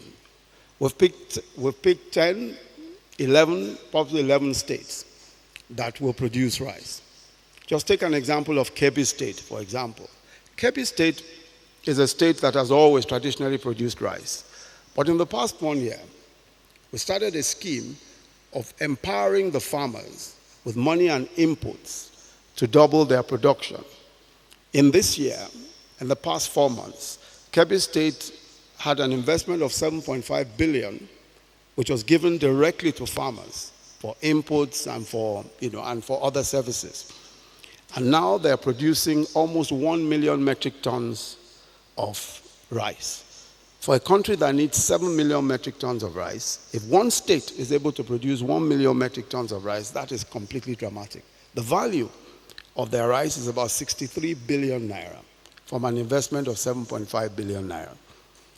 It is possible this country can feed itself. This country can produce enough. All that we need to do is focus on those who are producing. Focus on those who need to do it, remove the obstacles in the way of giving people who are producing money or resources that they need directly. That's one of the big challenges. But we'll talk a bit more about technology. We believe that technology as well as entertainment can lead the grand expansion of the economy that is needed to provide opportunities for so many young and talented Nigerians. The key to change and our future prosperity lies in innovation. Innovation is critical to our economic prosperity. Every generation thinks it is special. So my children think I'm a dinosaur when I try to figure my way around applications and devices. But history has grander ideas. From town criers to smartphones, from beasts of burden to driverless cars. There is and there will always be new technology reinventing the way we work, reimagining the standard of living we expect, and reshaping the future to come. If you can order food, taxis, or your clothes through an app and monitor the status of these items through to delivery, or complete all your banking through a smartphone, it's not unreasonable to expect also that government will make its services and its support to its citizens as seamless. Already not too long ago, a Nigerian pharmacist from the Department of Pharmaceutical and Medicinal Chemistry, University of Nigeria, Nsukka, Justus Nwoga, successfully developed a solar PV panel based on the plant Mimosa pudica, popularly called touch and die plant. Despite the odds, he was able to build solar cells constructed from weed extracts, which when exposed to sunlight were found to accumulate sufficient solar energy that was convertible to electrical energy. Today, Nollywood and our music industry are acknowledged worldwide for their industry and creativity. Both were initiated and developed without any formal assistance. But think of the innovation that another young Nigerian entrepreneur has brought to Nollywood. Jason Njoku has made the Iroko brand the largest mainstream licensors and distributors of over 5,000 Nollywood films and African music. Iroko has attracted $20 million in equity investments. The same Nigerian entrepreneurial and innovative spirit can be seen in Konga and the revolution of online shopping. Or the story of Jobberman, which was listed in the Forbes magazine's top 10 tech startups in Africa. Jobberman was founded about 8 years ago by 3 young techies while they were in school at the Obafemi Awolowo University. They have grown the company into a multi-million-dollar company. The young founders have now divested their interest in the company and they are investing in other Nigerian startups. All of these have happened without formal state support. Venture Garden Group, a data automation company founded by 3 young Nigerians, average age of 28, focus on big data, automation, and revenue assurance systems. And they've taken innovation to new levels. For example, one of their subsidiaries, PowerTech, provides automation for the national power grid, which now allows real-time monitoring of energy flow from generation to distribution and payments to all parties in the value chain to promote transparency and sustainability of the electricity market. They have their center right here in Abuja. Of course, there are a million others. There's BudgIT, who we've just heard speak. We have a growing animation industry in Nigeria, demonstrating Nigerians' creativity in producing educational, entertainment, and other informative resources. I was told that representatives of a big Hollywood studio who are looking to outsource their animation projects came and looked at these studios and were impressed with the quality of the work. The challenge that they've experienced is the size of the animation workforce and the infrastructure to render long duration and high-end animation work. Here, the answer, of course, is to fix the scale and enable investments in infrastructure to support this industry.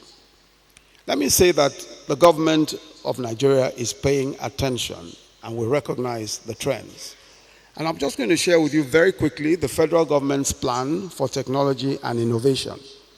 This year, and we expect that the budget will go into operation in the next few days.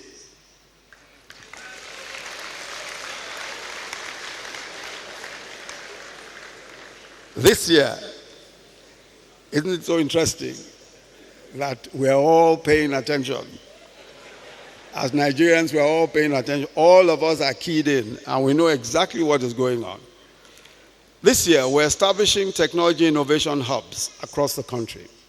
2 super hubs, one in Lagos and Abuja, and 6 regional technology hubs in the 6 geopolitical zones. In partnership with several major technology companies, the hubs will be fully resourced with infrastructure and capacity building tools. Each hub will be designed to produce relevant, innovative technology solutions to a wide range of business, commercial, and government problems. For example, alternative energy solutions, creative technology, public services, public service deliveries in health, education, and government processes, import substitution, etc. Several major technology companies have not only signed on to partner, but they are also providing infrastructure and opportunity in the hubs. Also starting in July of this year, we have budgeted for the training of 65,000 young Nigerians in hardware and software services and more sophisticated services such as animation.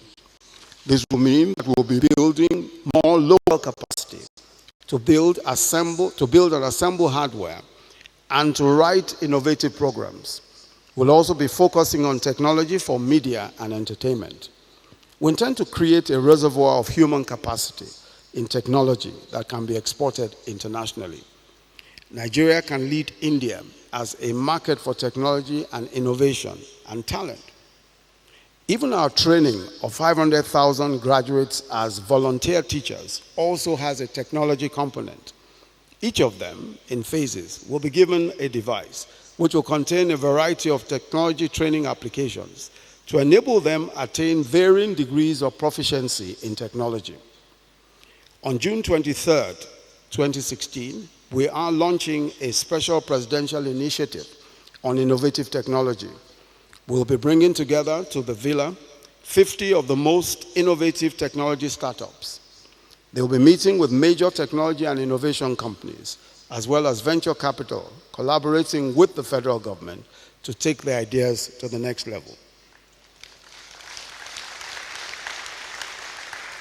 We're also creating technology opportunities in our import substitution and diversification plan by encouraging innovative technologies to spearhead smart domestic production.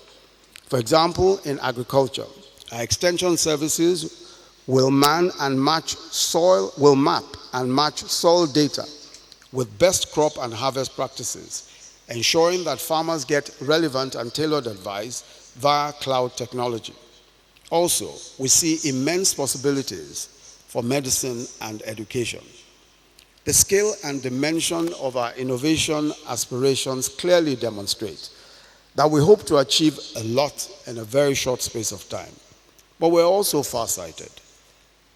We know that at the cradle of a production-oriented society and a knowledge economy lies a focus on education in science, in technology, in engineering, and mathematics, otherwise referred to as STEM education. This is why we're incentivizing fresh undergraduates in this area by paying a bursary award to 100,000 STEM undergraduates. We're also going to commence a pilot across the country that tests the conditions for infusing computer programming, robotics, and animation in the primary and secondary school curricula. The goal of the federal government is to use innovation and technology to bring revolutionary change to Nigeria at a pace and on a scale that are unprecedented. But on its own, technology is not enough, because new technology is a tool that merely enables us to transform how services operate to serve citizens. It isn't an end in itself, but it does unlock the door. After all, Google didn't invent hypertext. Apple didn't invent the touch screen. Uber did not invent GPS, and Twitter didn't even invent the hashtag. In fact, in each case, the underlying programming was funded by the US government. except for the use of hashtag, which was invented not by Twitter, but by its users. This is not an argument for government-directed investment alone. Far from it. Governments do have a role, but it was the market that turned classified defense projects in the US into consumer products enjoyed by billions. What these modern giants did was to invent radically new ways of understanding their customers. And this is why we will continue to urge and encourage the private sector's participation in research, development, and commercialization through funding. In this connection, we're establishing the Innovation Fund to support all downstream research, product development, and commercialization activities carried out by universities, research institutes, enterprises, and the hubs that we're creating. The Innovation Fund is a relatively new idea because we intend to put resources, significant resources, and that is in this budget, to ensure that those who have innovative ideas, that those whose ideas can truly transform, are given an opportunity to access funds cheaply. But the process of doing so, of course, is to prove by some kind of proof of concept that the particular innovation is such as will make a real difference. The second goal is to challenge the Nigerian youth to creativity and innovation. We want to challenge you to think up and build solutions for smart electricity, smart education, smart healthcare, smart agriculture, smart artisanal delivery services, smart manufacturing, and indeed the collection of government revenues. However, we also believe, and in this particular respect, I think that it is true, and if you've looked at all of the hubs that already operate in Lagos, for example, where you have co-creation and you have the other hub, and what is happening around Yaba. It's very true that there is a lot of innovation, a lot of different applications have been developed. The important thing is to identify the particular areas of need in our economy and in our country, and to develop applications that can solve problems in those areas. Any application that can solve a problem is marketable. Any application that can solve a problem does not need too many arguments. The important thing is to be able to ensure that your application gets seen and gets heard. And that is exactly what the federal government has decided to do, to ensure that we create enough opportunities for people to bring forward their technology and their innovation so that government can then help to take it to the next level. However, we also believe that the strength of a nation lies in the capacity for deep thought and introspection. Indeed, great leaders, as Faust said, must be speakers of words and doers of deeds, which is why we also believe that we must promote the humanities and the arts. My office will be giving a little Nobel for the best piece of poetry with a local theme and the best inspirational short story on Nigeria. Both awards are to be made as part of the Independence Day celebrations. I believe strongly that the creativity of the Nigerian goes beyond technology. That the creativity of the young Nigerian is also in the writing, in writing, in poetry, in arts, and various other aspects of the humanities. And I believe strongly also that those who think and those who cause us to think are as important as those who create technology. And we must encourage those who make us think. I'm sure somebody over there is like me, an art student, somebody who's clapping there. Which is why, however, we also accept that we must, at this time, encourage everyone who has a talent, who wants to render some kind of service or the other. Creating jobs, as you know, cannot be an easy task. All over the world, there are problems with job creation, all over the world. But Nigeria can do much better.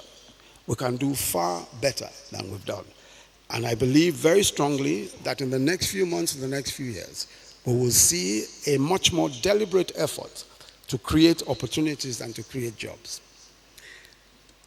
As I close, let me say that our nation stands at the threshold of greatness, but our manifest destiny cannot be secured on a platter of gold. There is a status quo. There is an old way of doing things, where corruption was tolerated and was even celebrated, where a public officer who steals resources meant to build hospitals and schools can say, they are persecuting me because I'm from the Southwest. Oh, they are persecuting me because I'm from the Northeast, or because I'm a Christian, or because I'm a Muslim. There is a status quo where those who have stolen more money than even the country's external reserves now fight back through the media and economic sabotage and attempts to bribe law enforcement agents. There is a status quo which promotes ethnicity and religion to advance personal causes and cover wrongdoing. It is from the shackles of this status quo that we must liberate our country. But how? We need a new tribe. We need a new way of thinking. We need a new tribe of Nigerians across tribes and religion who believe that a nation can truly be built on integrity, on hard work, on selflessness and patriotism. Who believe that no nation can survive if its leaders are dishonest and selfish. It is that new tribe of men and women, especially the youth, who will form the vanguard of the new Nigeria. A youth who will hold leadership to account, who will not say that anyone is a sacred cow. I believe that many in this audience belong to this new tribe. Why?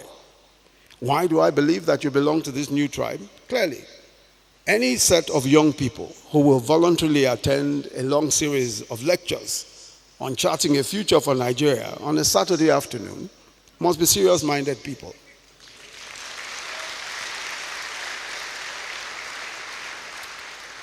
These are clearly not men and women who have lost hope or who have given up. I'll end with a story. A few weeks ago, an old friend of mine came to visit me at the villa. It was his first time anywhere near or close to Aso Rock, as he told me. And as he was about to leave, he looked around and said, Aso Rock. So this is where they share our money. But let me ask you today to please change that perception. It's a new day in Aso Rock. Today,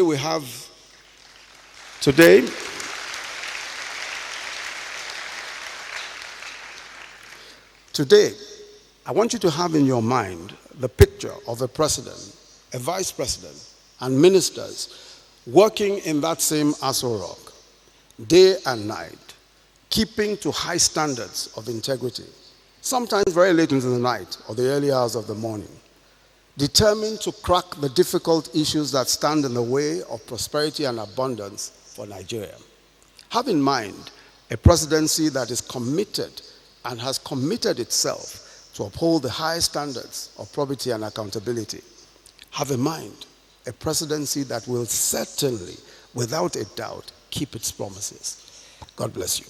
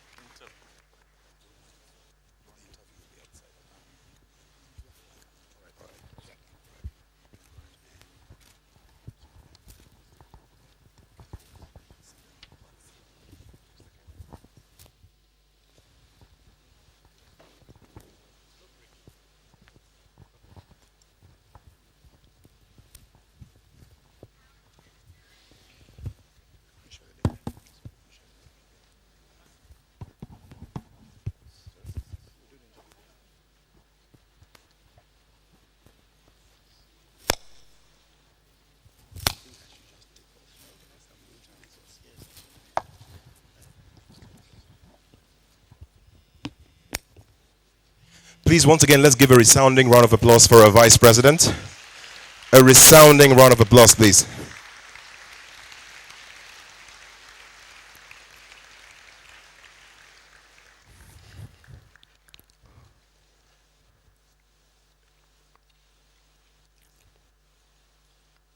Please be seated.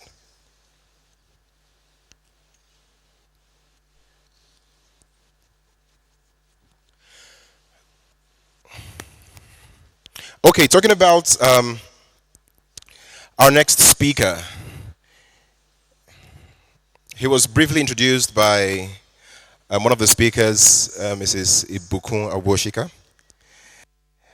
Mr. Mitchell Elegbe serves as the Chief Executive Officer and Managing Director and a Director of InterSwitch Limited. Mitchell founded InterSwitch in 2002, and under his leadership, the company has diversified its business, broadened its distribution channels, expanded into new markets, and delivered strong growth in revenue and profits. Mitchell is an electronics engineer from the University of Benin. He's also an alumnus of the IESE Wharton CEIBS Global CEO Program. He's a consummate people-centric leader who believes in motivating his colleagues at InterSwitch to have confidence in their value as individuals. Apart from leading InterSwitch to win numerous coveted industry awards, Mitchell's leadership abilities has earned him several awards, including the CNBC Forbes All-African Business Leader, the AABLA, and the Ernst & Young Entrepreneur of the Year Award. Mitchell enjoys mentoring young entrepreneurs.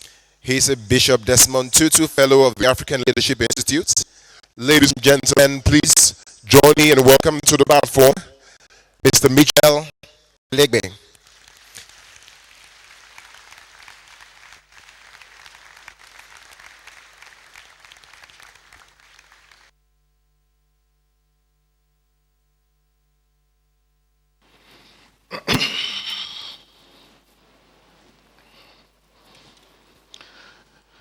Good afternoon, distinguished ladies and gentlemen. A lot of the things I have in my first few slides have been talked about already, so I'd like to move straight to the slide that starts with switch the way you view the world. Can the team quickly, can you move to the slide that talks about switch the way you see the world?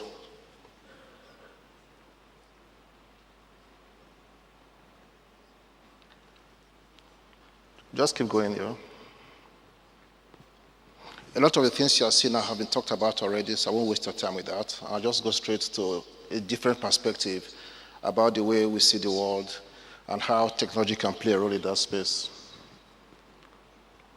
Yeah. Okay, the very next slide, please.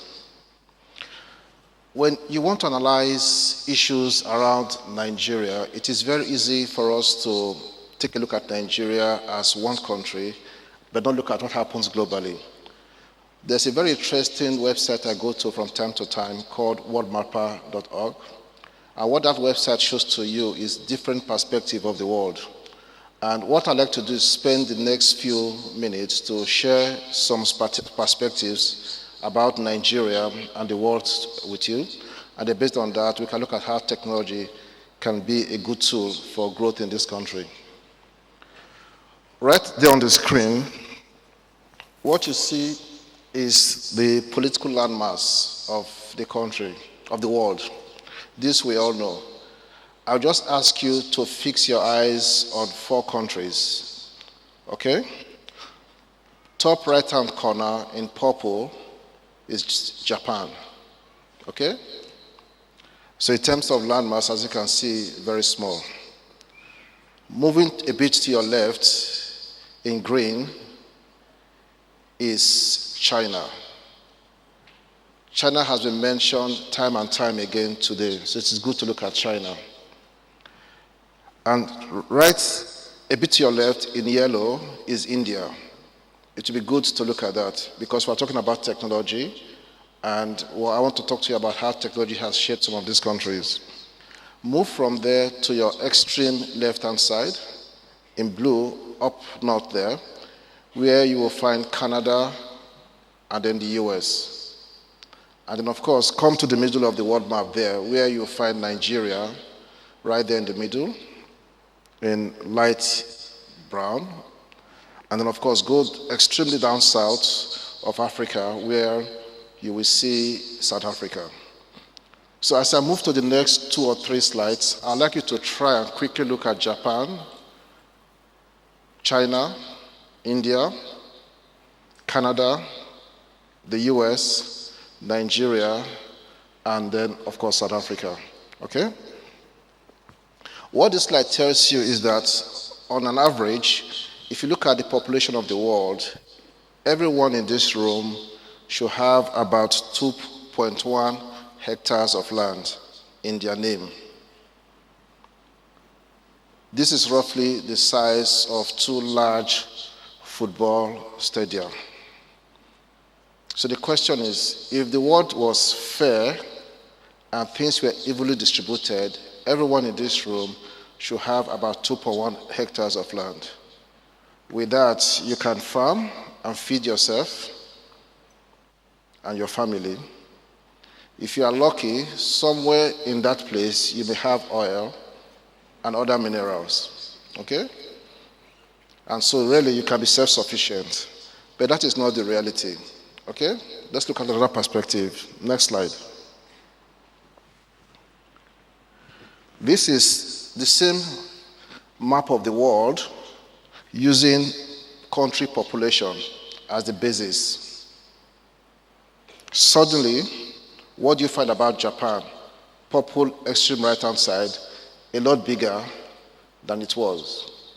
What that basically means is that the population of Japan, relative to the landmass it has, is much more than it should have been on the average. If you go to Canada, Canada is just a straight line, extreme left-hand side. The US is still relatively big. Come to Nigeria. Nigeria is bigger. Nigeria has taken the space made for some other countries. And then come down to South Africa, it's relatively smaller than it was before.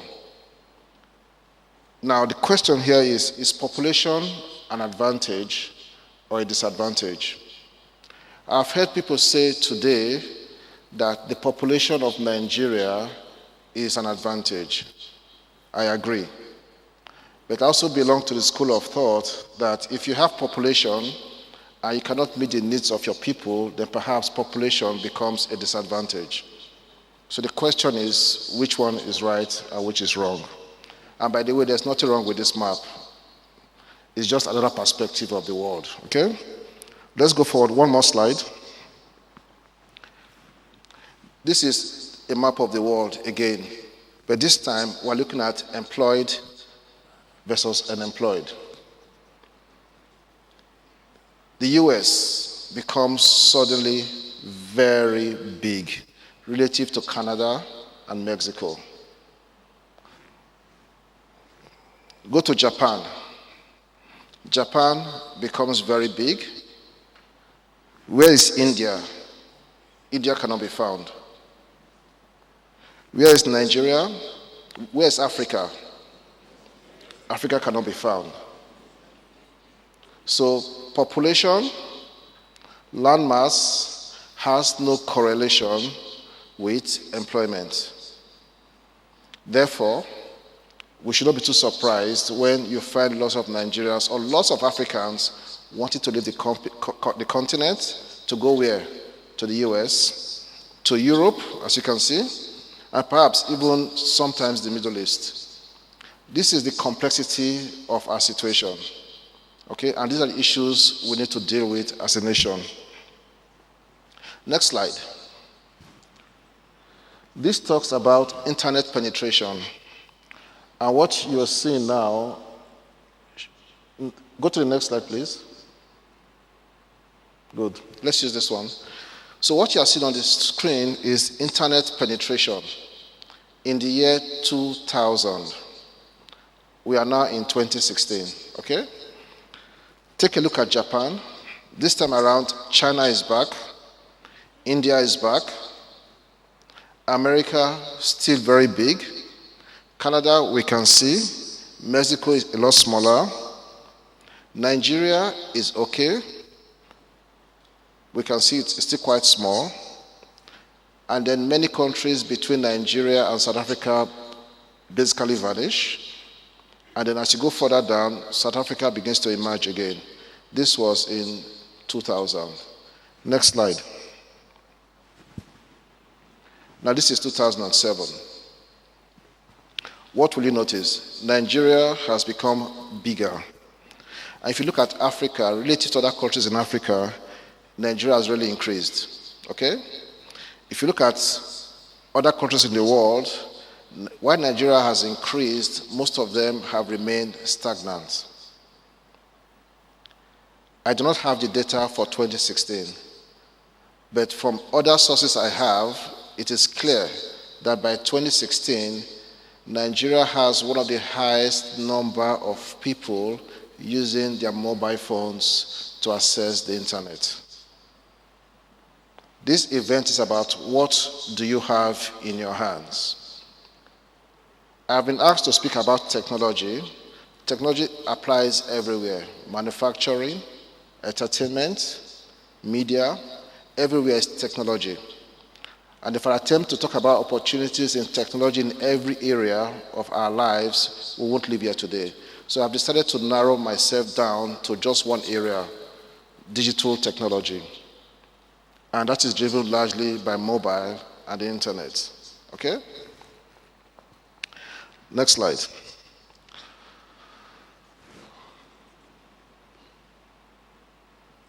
Next one, please. Good. What you'll find here is GDP of some select countries across the world.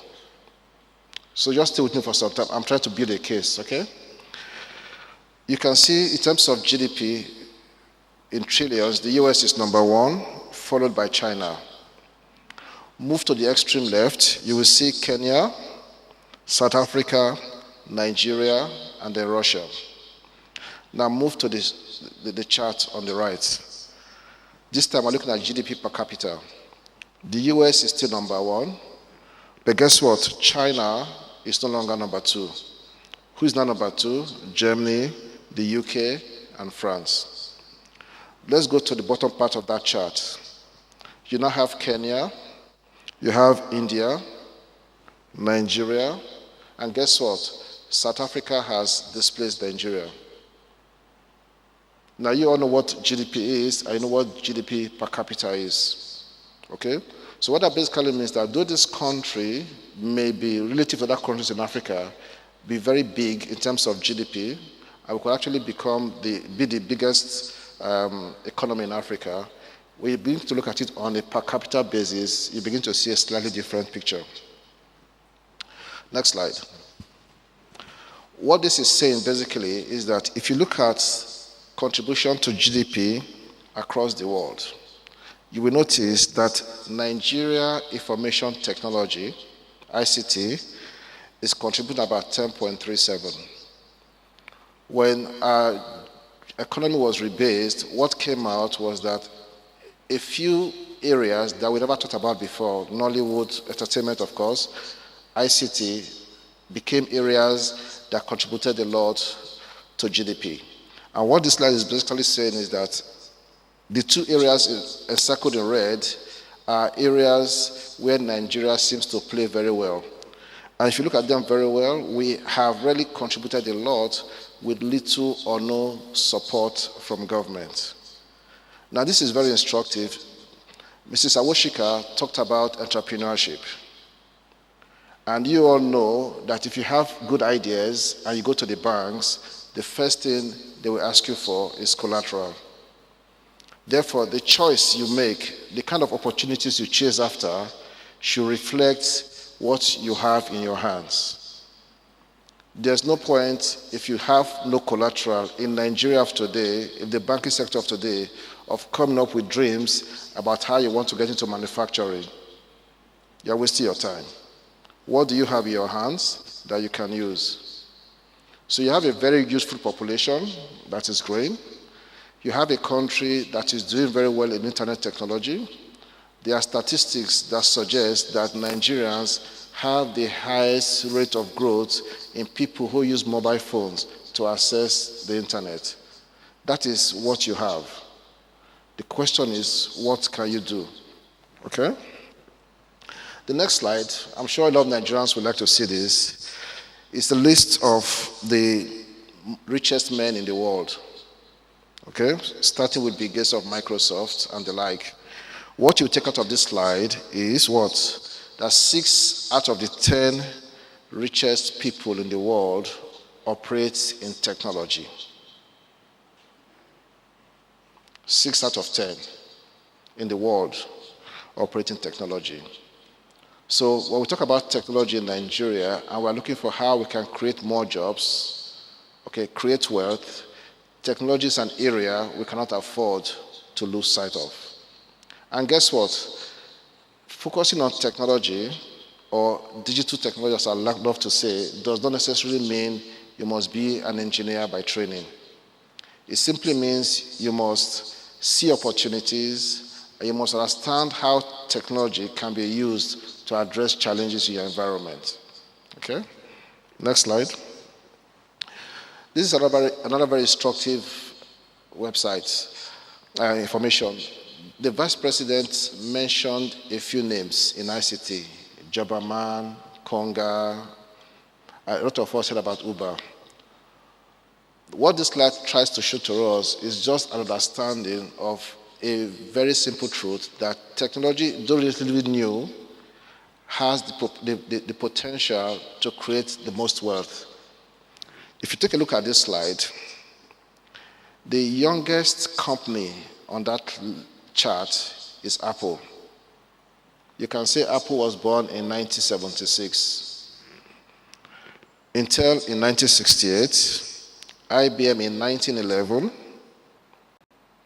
Microsoft in 1975, and of course Google in 1998. The babies on this chart are IBM, Microsoft, and Google. Okay? Now, look at their market capitalization. Google has 741 billion, and Google is the youngest. The oldest person here is IBM. IBM is 160. And then you have Intel, and Intel is 147. What does that tell you? That even within, although technology has the potential to create a lot, there's a kind of technology where you can easily create lots of value. And that is what we call digital technology today. And that is what is represented by the likes of Apple, IBM, and to some extent Microsoft. Let's go forward to the next 2 slides. Next one. Okay, you can stay here. What this slide is basically saying, just 1 second, is that business models are changing. A lot of people have talked about Uber today.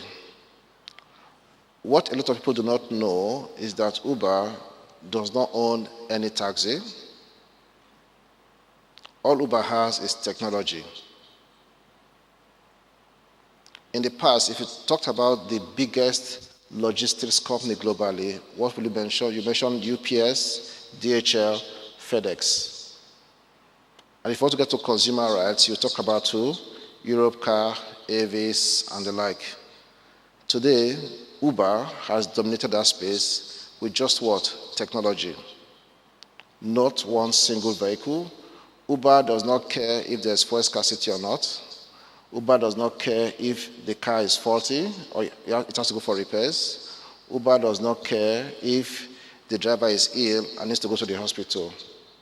All Uber cares about is connecting someone who wants to move with somebody who has a means of taking you around. And all they have used to do that is technology. Alibaba, biggest retailer by market capitalization, but has no stores, has zero inventory. All they have is technology to connect buyers and sellers. Okay? Next slide. Next one. Okay. What you see on your screen, we've talked about the different industrial revolution, okay?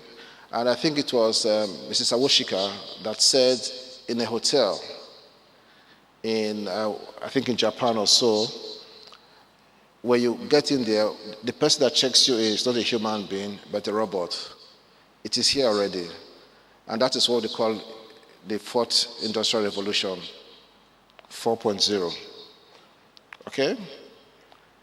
A few years ago, InterSwitch partnered with a group of students from MIT who came to Nigeria for summer, and all they wanted to do was teach robotics. And I recall we had a debate in the office trying to find out why would InterSwitch support the teaching of robotics in Nigeria. I had the privilege of working for an oil firm many years ago, and I understood the importance of robotics if you're going to go into deep sea drilling of oil.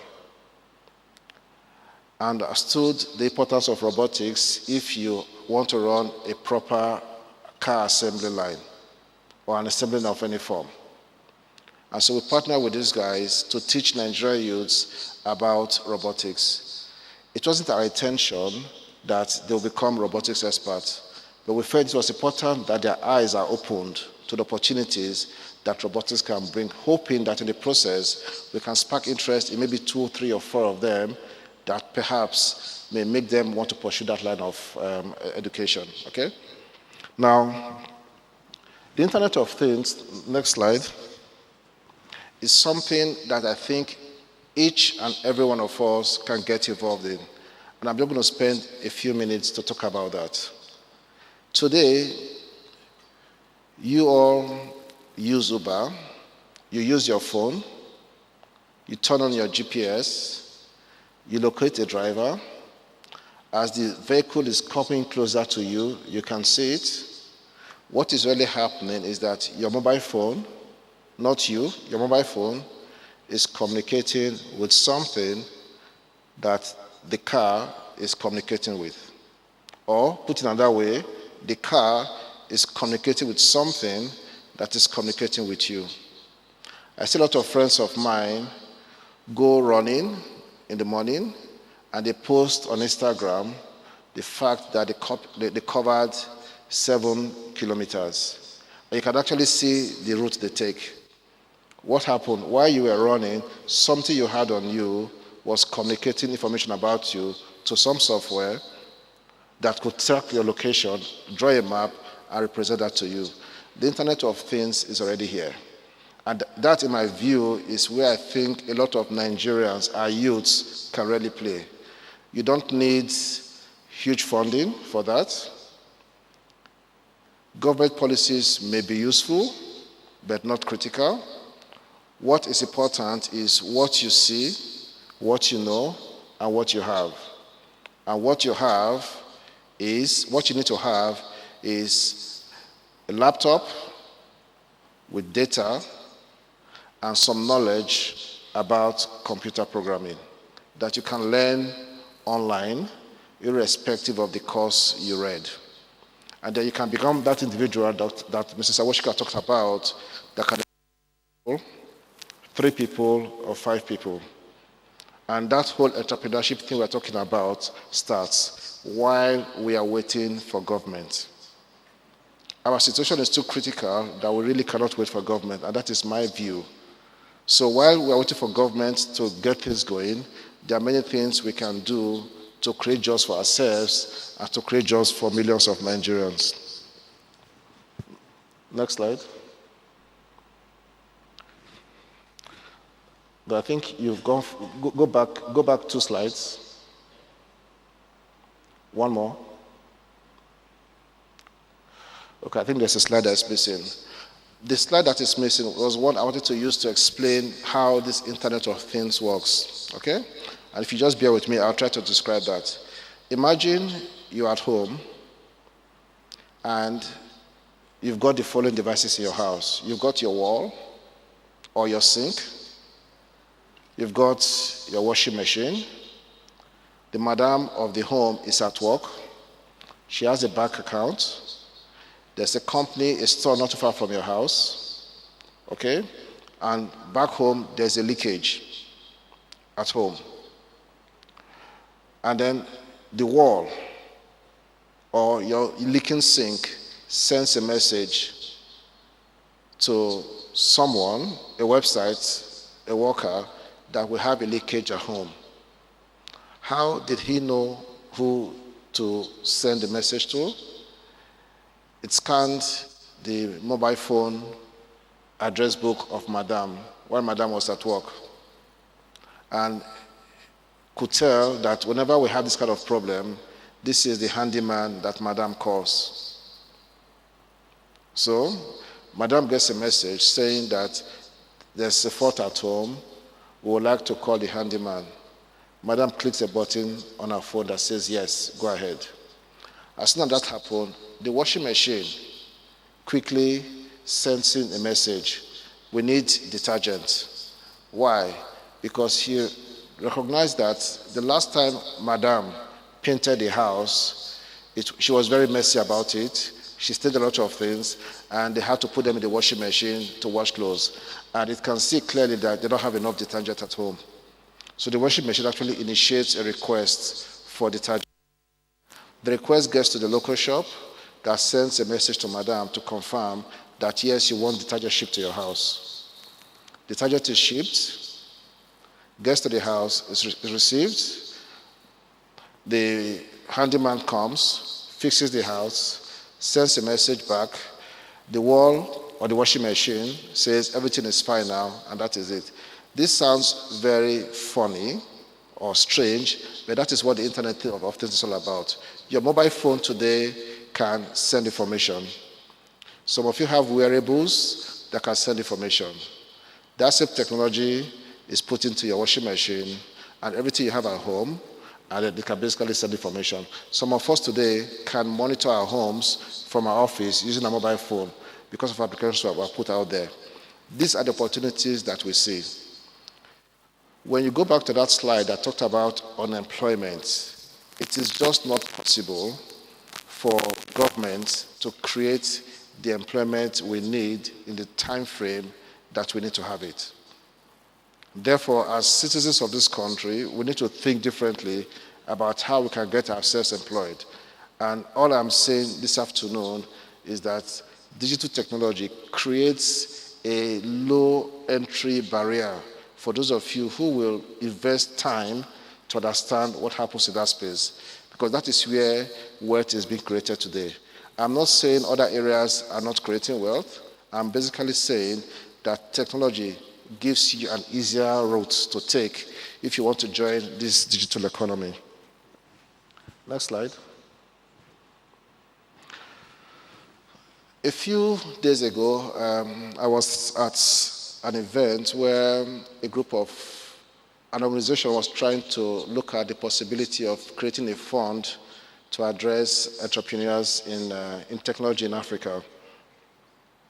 And a gentleman, a white man, came to me, and he made a speech that I initially thought was patronizing, but later I realized that he was very genuine about it, and I was actually moved. He said, Mitchell, InterSwitch must become Africa's truly first unicorn.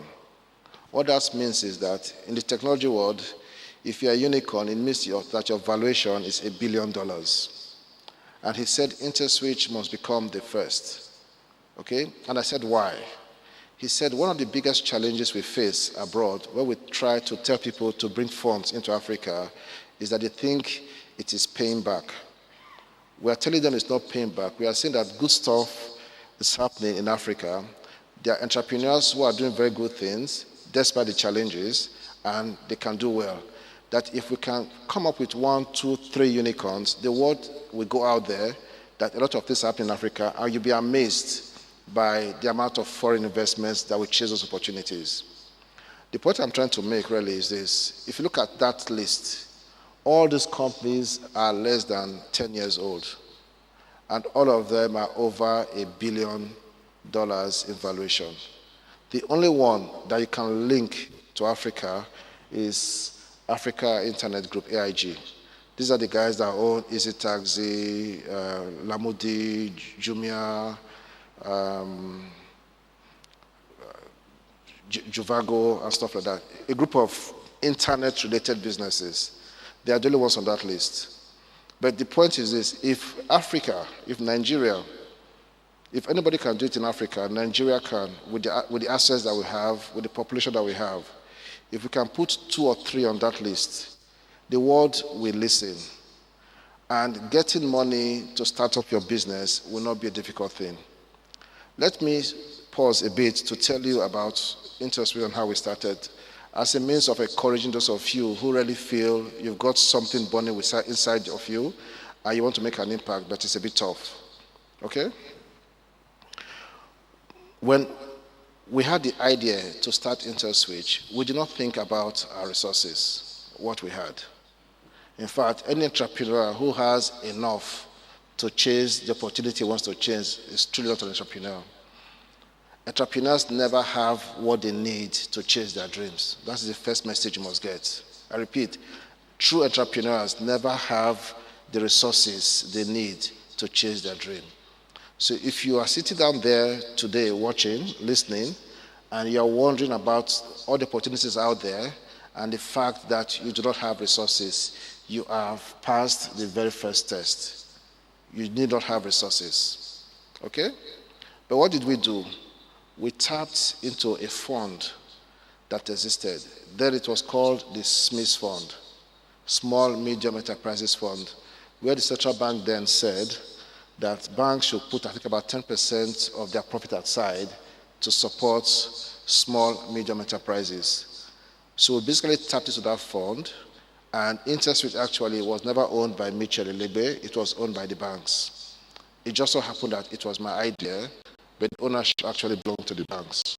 I became a shareholder many years later, after we had proven that we were doing a good job.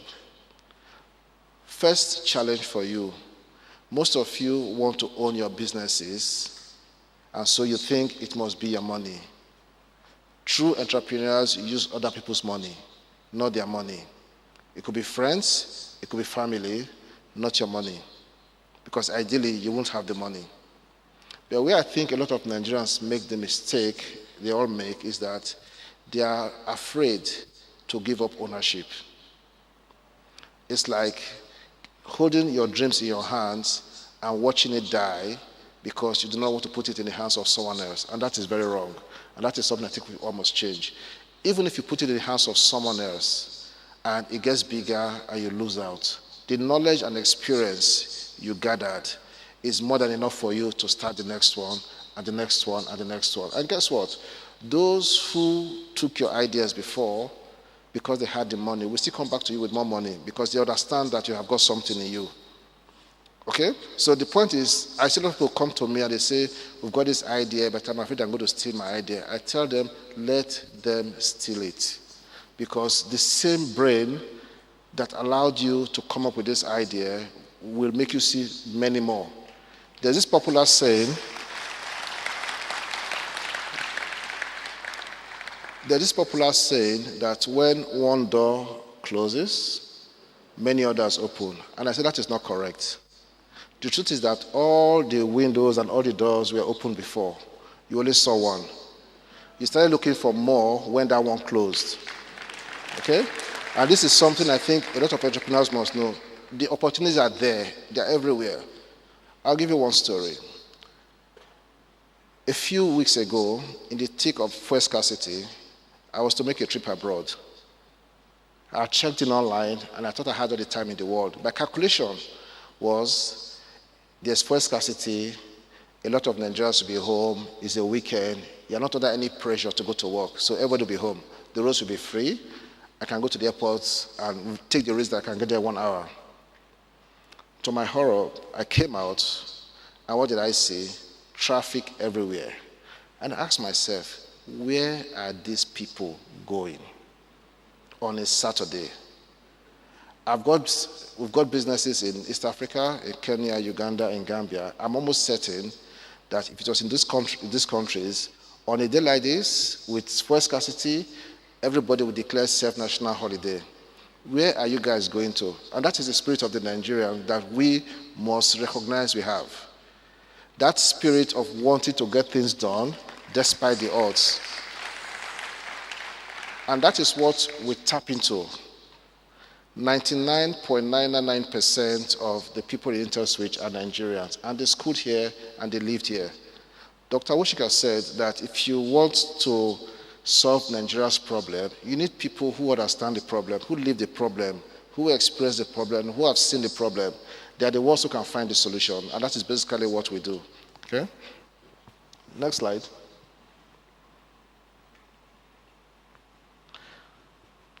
Let me just quickly say that, by way of rounding up, that we started InterSwitch in 2002 with 6 staff. A lot of you know us for ATM cards.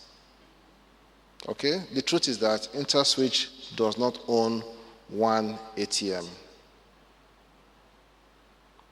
Some of you know us for point of sale, where you go use your cards. The truth is that we don't own one point of sale. Some of you know us for VEV cards. The truth is that we don't own one VEV card. The cards belong to the banks. All we have done is connected you to your money in a bank. All we have done is deploy technology to fill a need. We thought it did not make sense that you will go to your bank, queue up, and collect tally numbers. A lot of you will not remember that today.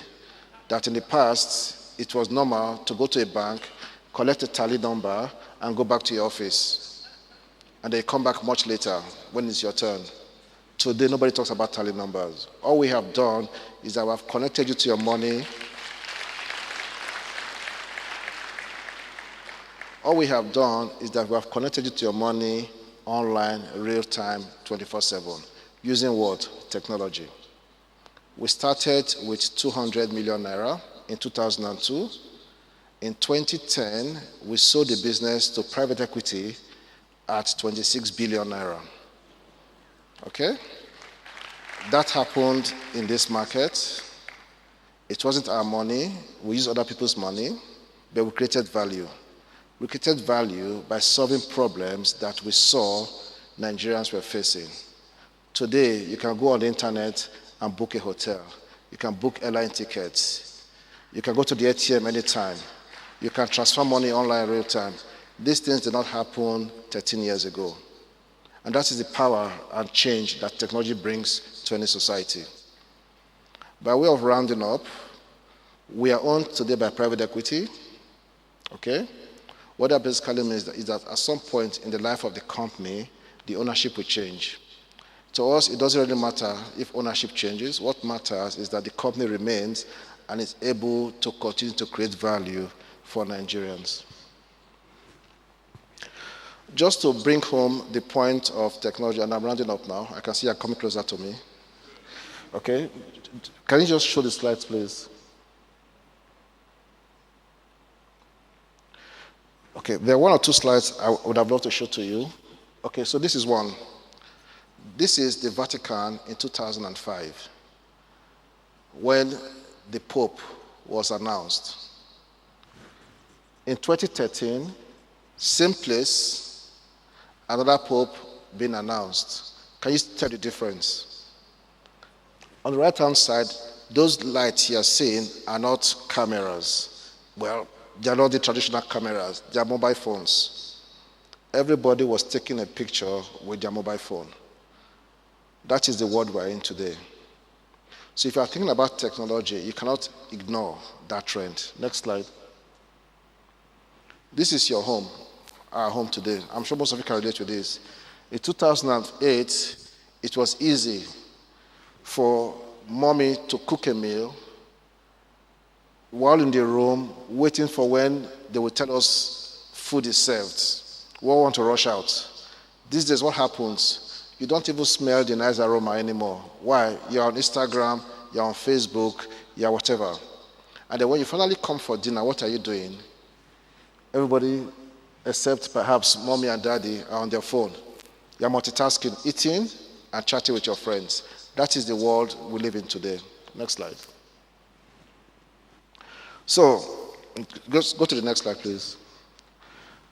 By way of rounding up, for those of you who are interested in getting into this digital technology as an entrepreneur, there are a few things I think you should watch out for.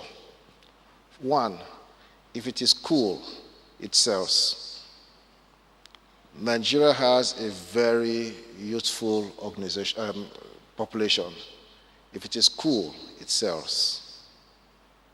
Now don't tell me what cool is.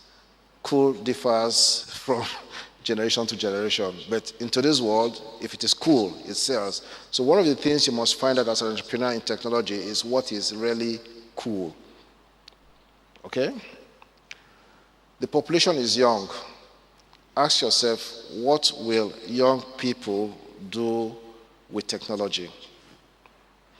Think of transactions, transactions, and transactions.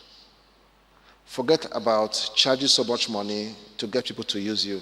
How much did you pay to join Instagram? Free.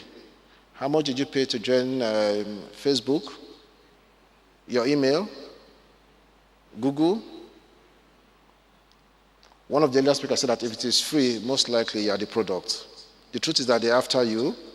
In the same way, if you are creating something, do not focus too much on how much do you pay to come out, but focus more on the transactions, what you are connecting, because that is where the real value lies. And the last question you should ask yourself is, will this idea, this cool idea, still be cool for 50 years?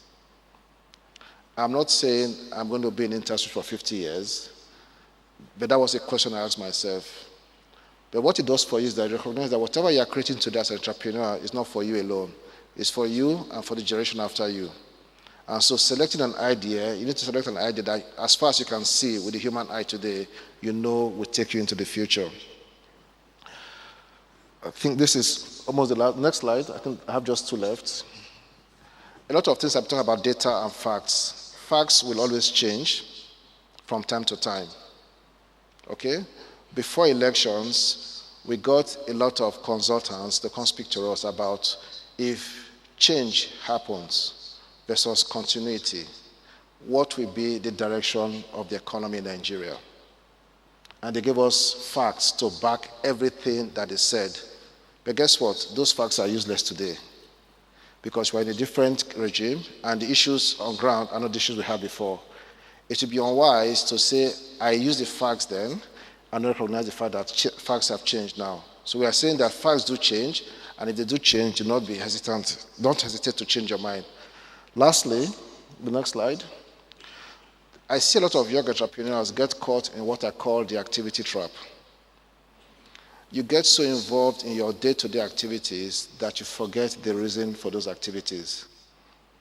It's like climbing a ladder, getting to the top, only to discover that the ladder is resting on the wrong wall. And this is something we need to track. So by way of summarizing, therefore, I'm saying that if you look at Nigeria, without a lot of involvement by government, technology has been growing by way of contribution to GDP. And globally, this trend is something that we all know and see. And looking into Nigeria itself, the population, the issues that we have are issues that lend themselves to technology. And therefore, if you are thinking of getting into entrepreneurship, technology is a very good place to get into. Thank you.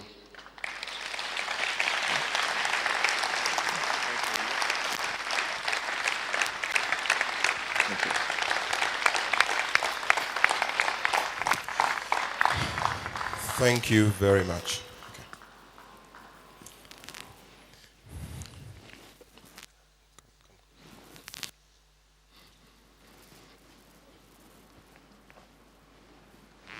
Unfortunately, we have such a short time to wrap up this telecast. And so quickly, we would like to invite our next speaker, who is Mr. Anthony Adeshegun Adekojo Williams. Famously known as Cojo Williams, he is the former chairman of the Nigerian Football Association, now known as the NFF. He was previously the managing director of Guilewin Limited, the first official marketing football company for the NFA. with major brand portfolios ranging from Adidas to Coca-Cola International. Mr. Cojo Williams is an established committee member of the football governing body FIFA from 1998 to 2010. He contributed immensely as a member of the ad hoc committee responsible for the restructuring of the African Football Administration under the Confederation of the African Football, CAF. Currently, he is the chairman of the FCE and Avri Atlantic. These entities are tasked with delivering robust youth development in football and sports respectively. Ladies and gentlemen, please welcome to the platform Mr. Cojo Williams. Please give him a round of applause, please.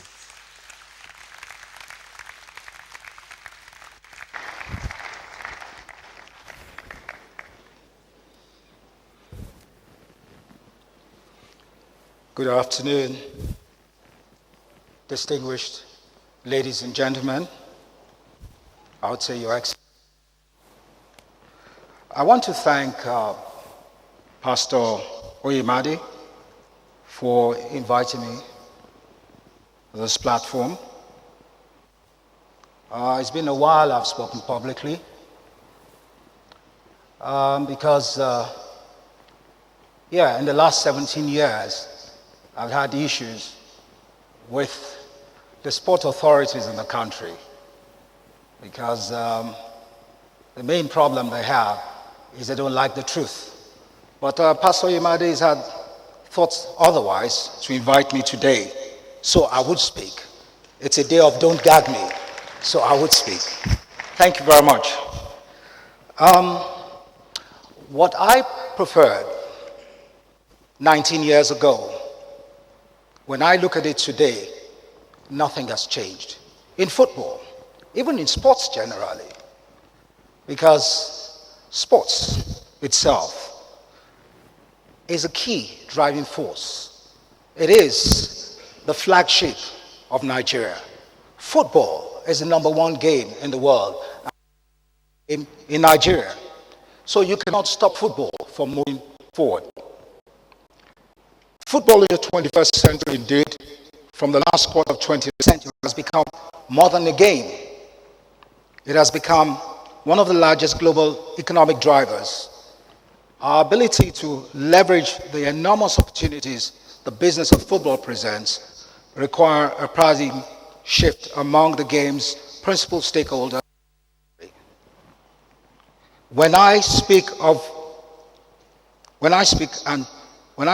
root and branch reform, what I is a need to address the key components of business of football. The business of football is very dynamic. One of the major problems we've had is we believe in Nigeria that football is mostly the sports for dropouts or just to make money, get foreign exchange, make a lot of noise, get a bunch of boys together, win competitions without the proper program set in place. Our failure to establish an effective and professional league, to the absence of a fitting administrative structure, from the failure to diverse the game from political machinations to dearth of domestic coaching competence, from the failure to establish a youth program to the absence of national scouting program, from the turpitude of match officials to the moral equanimity of club owners, from the persistent stop-start pericles around the issue of national coach to the monotonous regularity of age falsification. At every turn, a cabal, at times overt, at times implicit, has enthroned mediocrity. Mediocrity is what thrives in our sports. It's what thrives in our football. And we must mediocrity, and we must go for professionalism. Because Nigeria is such a great nation, we have the youths to build professionalism at the highest level. We must veer away from mediocrity. In my view, there are 8 main pillars on which we must build the substructure that will lead our game out of its cul-de-sac. A development policy, grassroots policy, a college of excellence, a scouting program, professional league, commercial perspective, a junior and intermediate program for our national team, and a monitoring and continuing playing scheme for the national teams.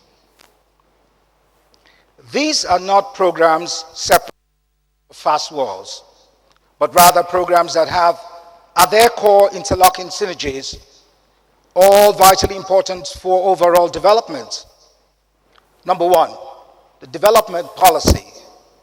We need a development policy for Nigeria's football. Nigeria's football, we need to develop from where we are. We need to have a short-term, medium-term, and long-term plan. And the short-term plan, I will go back, because if we ever talk about success, the most successful team we've always had in the history of Nigeria is the 94 World Cup squad, and then the Olympic 96 squad. But I was privileged with the 94 World Cup squad.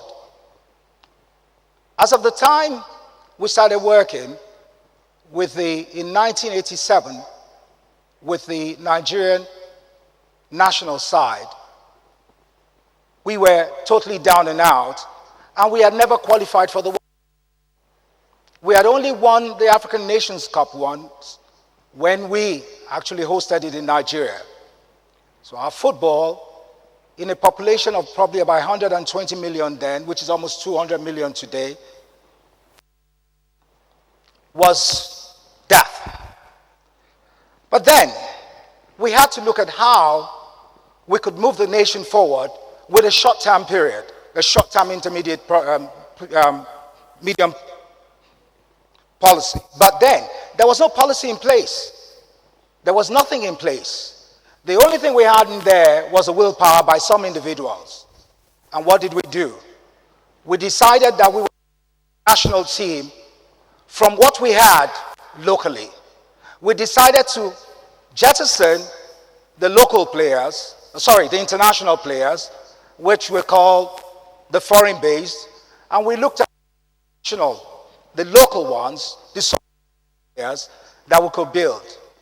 But to show you how great this nation is, in a period of 4 years, where we tried 395 players, we were able to get 24 world beaters. By the time we were going to the second Nations Cup, we were playing the semifinals, and then into the third one, we were African champions. And that same year, we qualified to go to the World Cup for the first time in the history of Nigeria. And Nigeria, at that period of time, went to number 5 in the world. We challenged the world, and we went into the second round of the World Cup. I am very part of it, and I will forever talk about it. Because the journalists in this nation, some so-called experts, but we stood our grounds. We stood to our own policy, and we took on the world, and the world respected us. We had the best fighting machine, the best green, white, green fighting machine that Nigeria ever had. And today, it is still being talked about internationally, locally. Nigeria will never change, except we, as Nigerians, look within Nigeria and build our own philosophy of football, a philosophy of sports, the ethos of sports itself.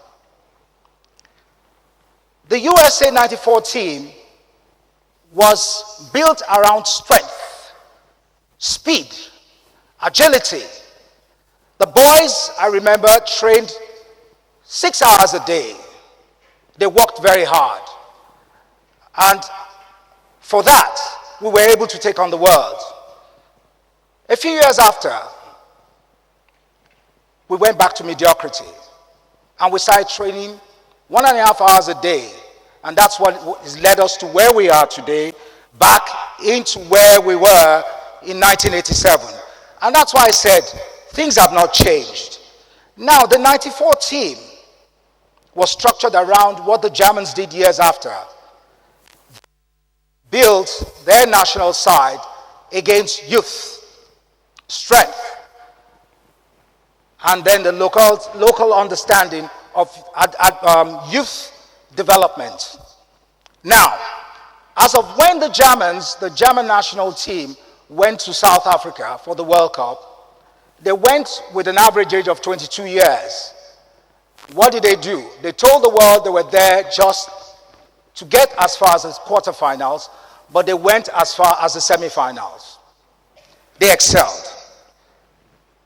In 1999, we hosted 99, which was the World Under 20, with the European champions and world champions. And most of them, the ethos and philosophy they imbibed was from the Barcelona philosophy. And they were able to develop that philosophy to take on the world from the Dutch. They took from the Dutch, they brought the philosophy, imbibed it, made it much better, took on the world, and they became world champions. Before they became world champions and world beaters, we in Nigeria in France 98, beat them.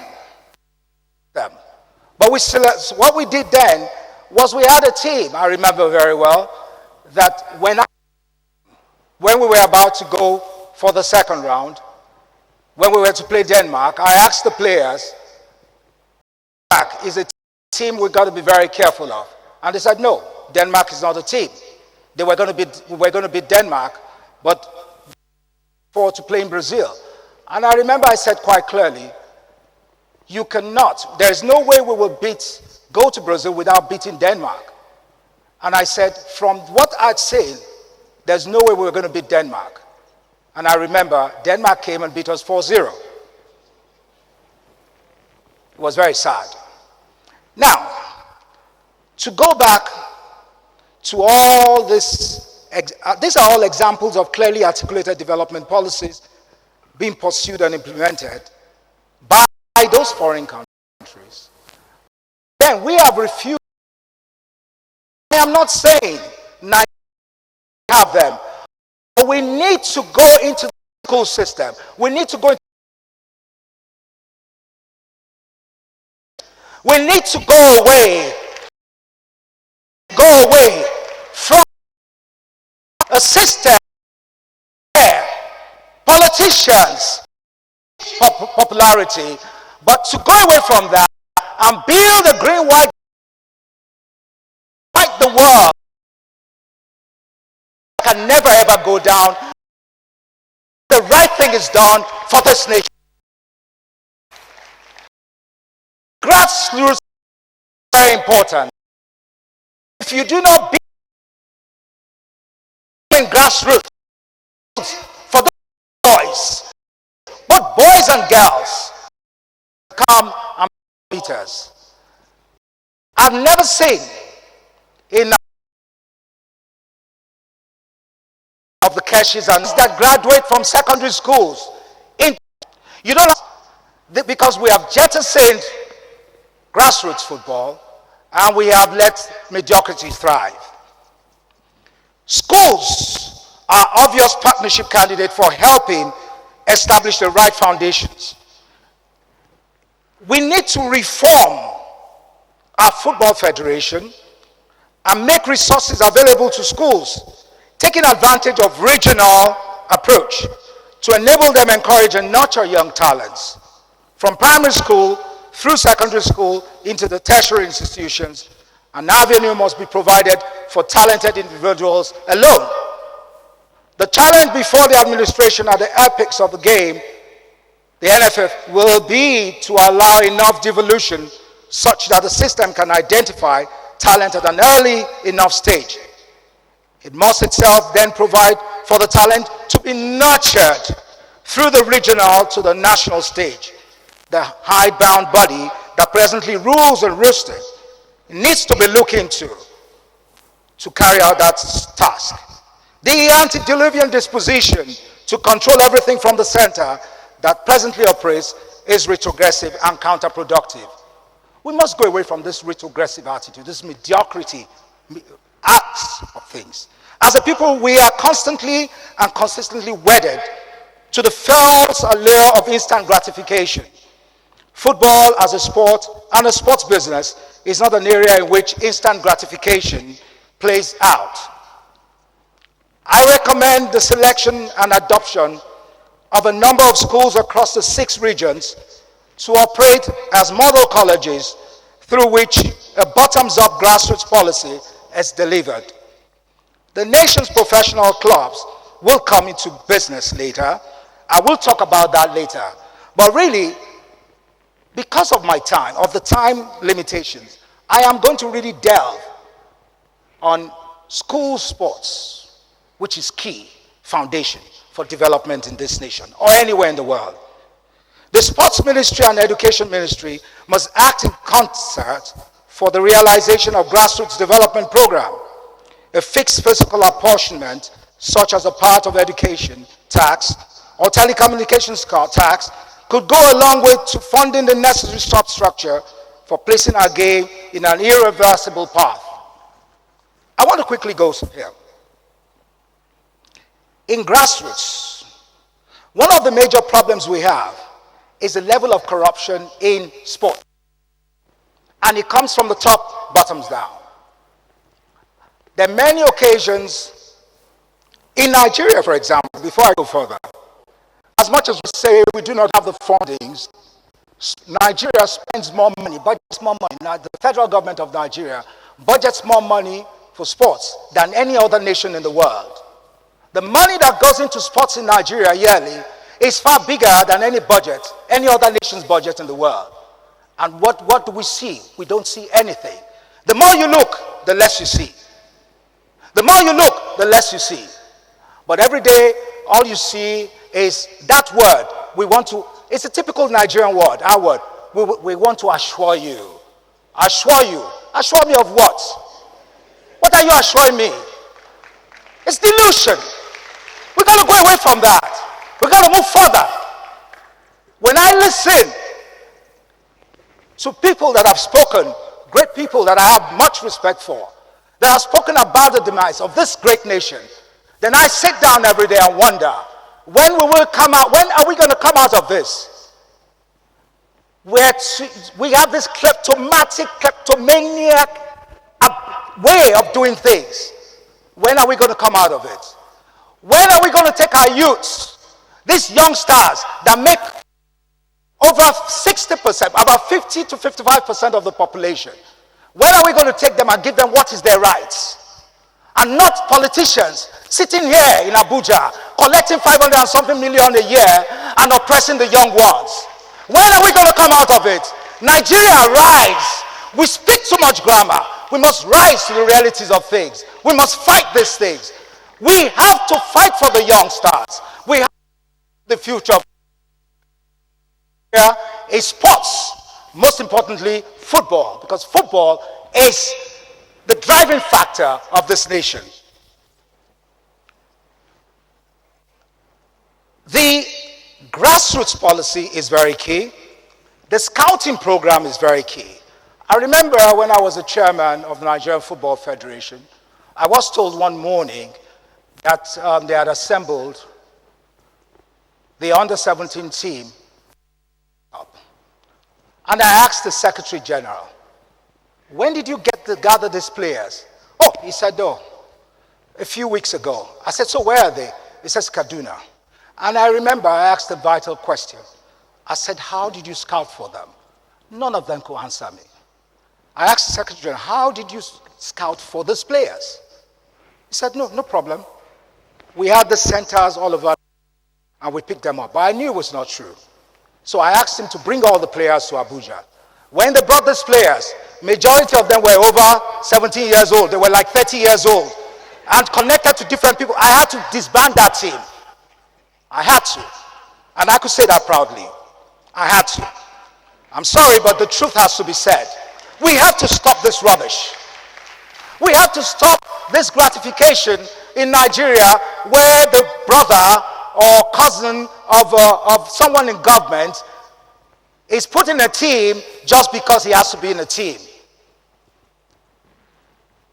The scouting program has to go down to the grassroots, into a secondary school system, primary school into secondary system, where kids true value, that have the true capability, that have the drive, that have the talents, are picked and put into those systems. A scouting policy is very, very important in whatever we do. A clearly thought out scouting program cognizant of our circumstances is one of the critical building blocks for the acquisition of available talent. A Leonard Messi, for example, was scouted in Argentina and taken to Spain at age 9. Nigeria, as of today, we do not have the true players that are talented, that are being groomed for the future of the game. Why? Because we are not focused. Because we have more focus in other things that does not adhere or go with development in this nation. The principal vehicle of this system described later in this paper, which is, I will go later on, the football college or the national regional colleges for sports or for football, the way whichever we want it. Because football and sports generally cannot be divorced. They are one. So, basically, we need to look at critically how these things can be put in place.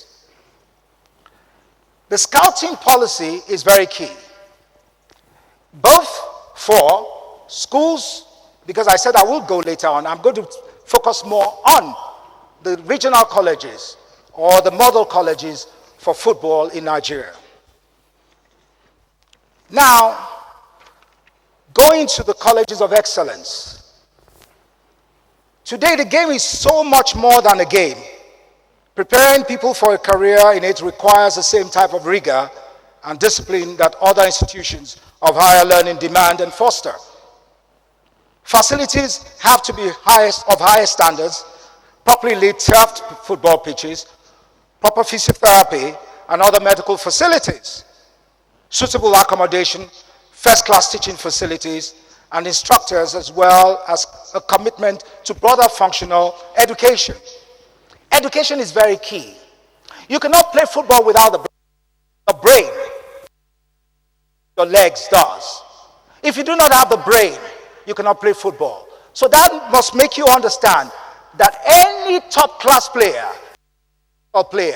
whether he's at that level of education or not, he has the fundamentals, the fundamental education into secondary school, into some institute of higher learning. When you mold him in an educated environment, you have world beaters. And Nigeria has the best talents in the world. You can never ever take it from us. Nigeria has the best talents, but we are being crushed. We are being oppressed in a system where what we practice here in governance is worse than what they practice as, I would not, with all due respect, in the days of apartheid in South Africa. It's just the difference is black to black, and that must change. If we truly want to change, all those things must change so that those kids would have a future. The future children that are below 18 to age 6. And all of you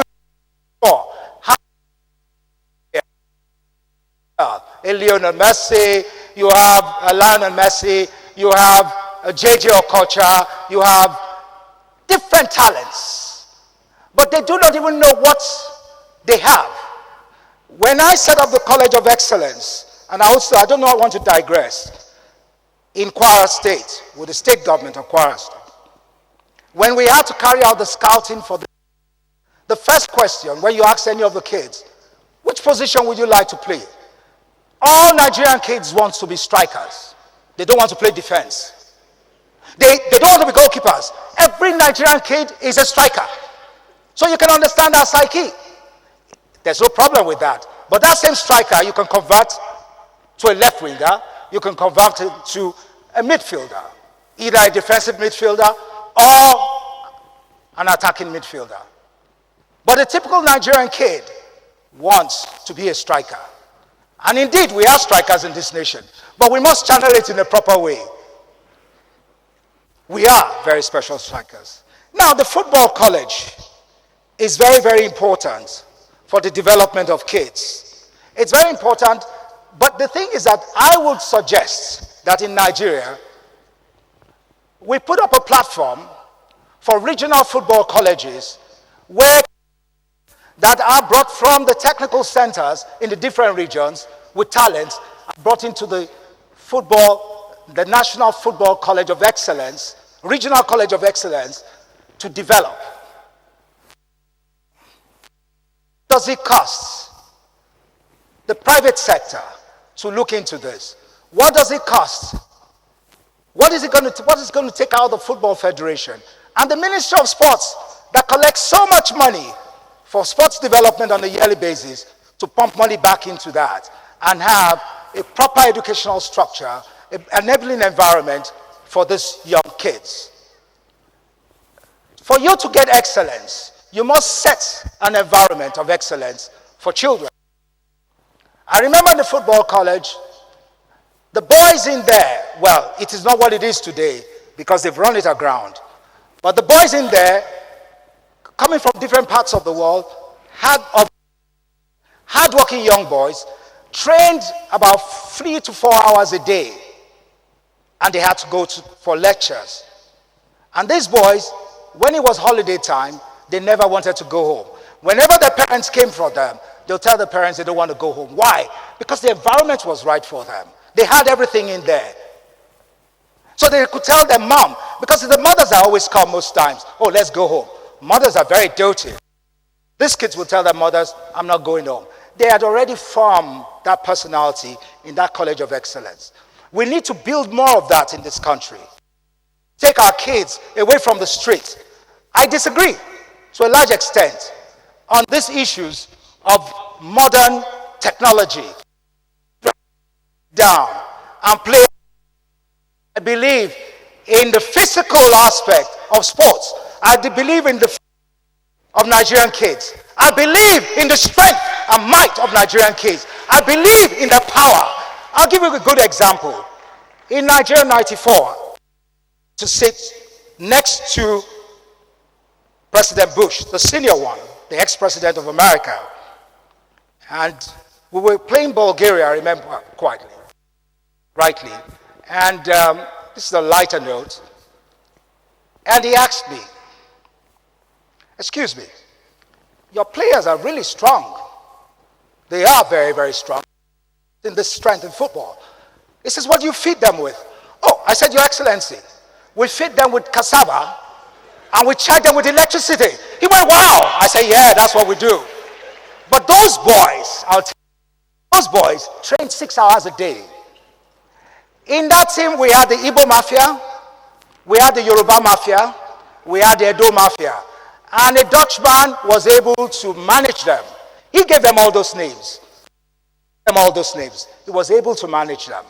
And that was just a short-term project. I am talking about long-term projects. Long-term projects for world beaters. And like I said, long-term project for those kids that are going to be the new green, white, green fighting machine of Nigeria. The new green, white, green fighting machines will have to go through this channel of education, a channel of scouting policies, a channel of development that will make them men, but not only footballers, but well-rounded experts in different areas. A college where they will go through the proper secondary institutional program and mixed with vocational training, mixed with leadership training, so that when they leave, they become leaders in different fields. They all are not going to make football, but they will all be leaders in the future. Sports is a special thing. Sports is what takes you to a special leader. And Nigeria, I don't care whatever we say. It is such a big disgrace that I sit down or when I gym in the mornings on Mondays, I hear fellow Nigerians talking about my team. Other Manchester United, Chelsea, Barcelona, that is their team. my team. It's time we change that. It's time where we have Nigerian teams, the future ones, without corruption, without match fixing, teams that will come and play and the world will watch and celebrate. Because Nigeria has it, and Nigeria will never ever fail when the right thing is done. My nomenclature has evolved. And well, basically, at the time I wrote this, I talked about this about 19 years ago. I was talking about colleges of excellence, but I believe in the national football colleges, and I believe in model colleges for sports. And those model colleges we can pick them up so easily, and it's not going to cost us that much. Other issues that arise, such as school fees and scholarships, our main objectives is, and will remain, that regardless of circumstances, any and all children with the requisite skills and passion for football are to be afforded the opportunity to explore and exploit their God-given talent to the best of their ability. Whether you're a kid of from a poor family or from a rich family, you all become one. The beauty of sports is that sports does not know where you come from. Football is a team spirit. It's not about who your father is or who your mother is. It's about the spirit, the team spirit. If you can if we can build those kids at that level, there'll be less greed and and that me issue in whatever we do. Football is very, very important. The colleges of excellence is very, very key in whatever we do. But then, we have to look at the clear-cut aspect. When these kids, and the other thing is that when they are leaving those colleges, they have to be protected. We need to have also, in those colleges, we need to have a league system. And the beauty of it all is that when the league system starts in secondary school level, you have more followership than the so-called professional league we have today. Because the secondary school kids can identify with their fellow students that are excelling in the level. In the 70s and the 60s, we had principals. The best players evolved from there into the national teams of Nigeria. You could identify the players that were going to make the national team of Nigeria. We need to go back and build more and build more because that system was there then, but we threw it away. We need to go back round the table and build a very positive structure for this nation. The commercial perspective is very, very important, but I will come into that later. But we talk about professional football. Okay, thank you. Passion for it, so it's all right. Just a few minutes, let me wrap it up. So I've finished with that, but then these kids will also need a proper structure where they are protected, where they will have a drafting system, a system that will make the national sides and the league sides of Nigeria. Not the system I see today where coaches in the league collect money from players before making their teams in Nigeria. That will have to stop. We need to round up. The community is very important. But to round up again and say, as much as I've spoken, because of the critical role I envisage for the national and regional football structure, I would like to conclude with some comments on the particular area and jigsaw, how very important it is. The importance of the structure as an educational structure cannot be compromised. Provision should be made for the majority of the national junior teams to be staffed by graduates of Nigerian football. This college system would over time enable us build a Nigerian style of football. Across all the colleges, there must be uniformity in training methods so that the same skill sets are being imparted across the board. Facilities, Austria compliant. This in turn will reinforce best practices for the earlier stages of engagement. The remit of the colleges will encompass not just players, but also the many elements in a successful footballing structure. This includes coaches, trainers, managers, physiotherapists, nutritionists, match officials. Ensuring coordinated policies and programs throughout the length and breadth of Nigerian football will be responsibility of the National Football College. This will likely require legislation, but I pray someday that will come. But all I want to say here, the future of Nigerian football is in the colleges. And secondly, The team that will win the first World Cup before the boys win it, I can tell you today, they are ready. They don't need that much, are the girls. They will win the World Cup. But with the proper technical team, not the Alamala technical team.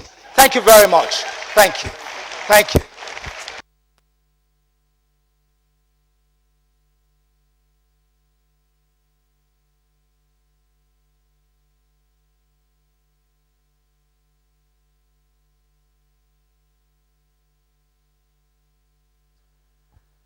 Hello.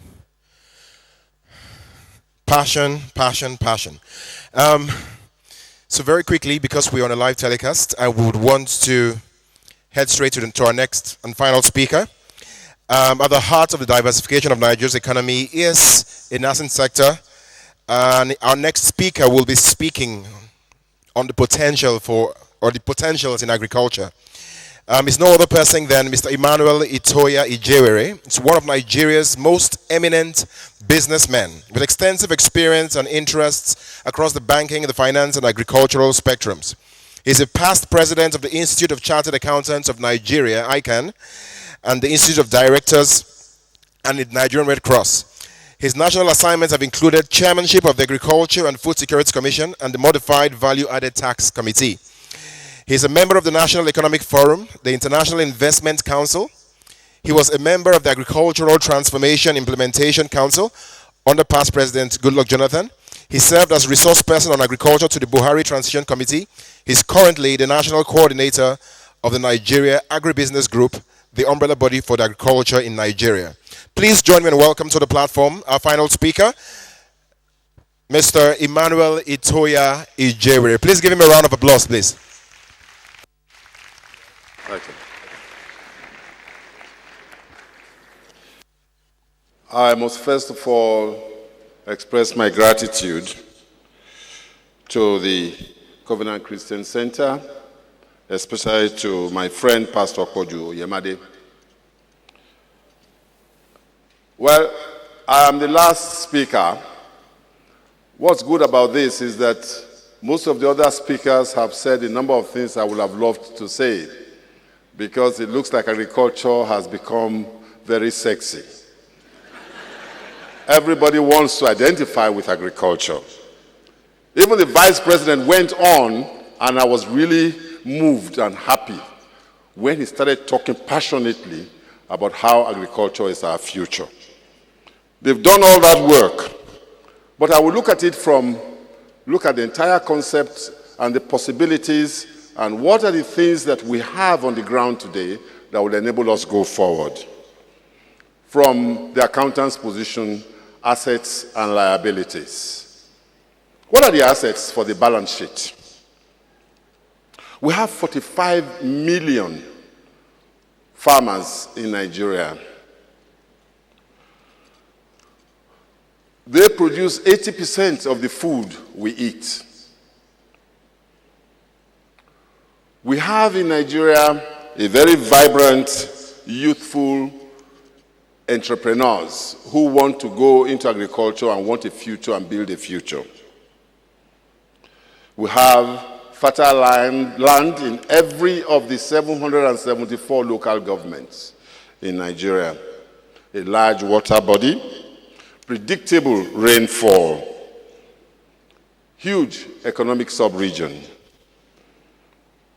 Part of the asset we have today is the decline in the price of crude oil. We consider that an asset. We also have the advantage of a well-thought-out roadmap for agriculture, which this government is putting together. We commend the minister and indeed the president for this. We have one of the great advantages which we don't recognize, which is economic road network. Now, people will say, what? With the terrible state of our infrastructure of roads, how can you say that? I didn't say that. The World Economic Forum came up with a report in 2014, and it rated economic roads all over the world the best is in Switzerland. Even Britain is number 17. The United States is number 21. Nigeria is number 95. But wait for this. Number 96 is Brazil. Number 104 is South Africa. What I'm saying is this, and what they are saying actually is this. An economic road is not an express road. An economic road is if between two villages, people on a market day can find a footpath, can ride their bicycles, their tricycles, or a vehicle can move, even with potholes, and you get to that place, and you are able to sell your goods, it's an economic road. What's happened is that while we were complaining about the bad economic roads we have, other countries that had worse, like Brazil, remember I said Brazil is behind Nigeria in terms of economic roads, developed their economy with what they've got and used what they got from it to now improve on their roads.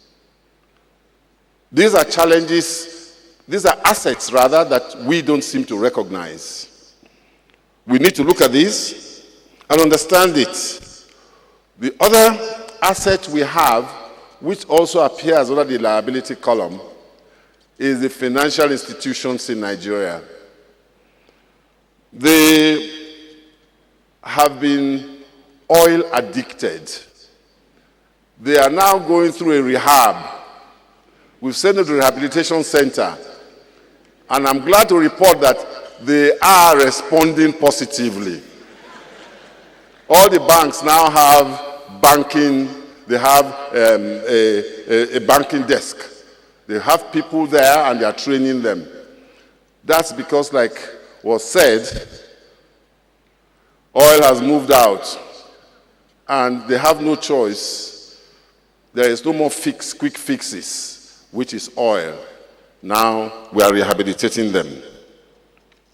But the liabilities we have are that the government itself, both federal and state, while they make a lot of noise and make statements about our future is in agriculture, ask them, what are you actually doing on the ground? Nigeria signed the Maputo Agreement. The Maputo Agreement provides that every country in Africa should provide a minimum of 10% of its budget, must in fact allocate 10% of its budget to agriculture. Nigeria signed that agreement. In the past 10 years, we've never gone beyond 3%. And yet, vast majority of Nigerians are in that business. It is our future. That's at the federal level.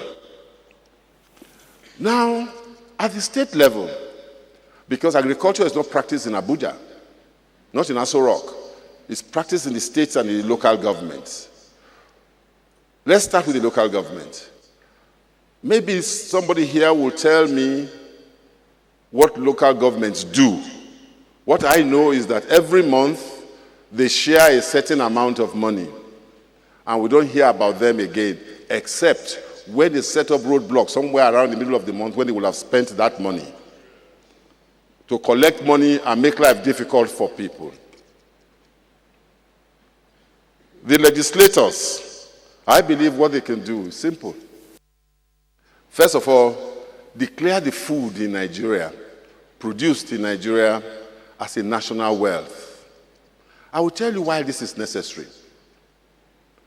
It's necessary because we still have a country together with such a high level of poverty because the hunger has not started manifesting. Now it's going to manifest, especially with the ban on importation of food, or rather, the starving off of foreign exchange for importation of some items of food. What happened, as far as the legislators are concerned, that we're bringing them in here, is that in Ivory Coast, there is a law which says that every food produced in their country is a national wealth. Therefore, if there is a vehicle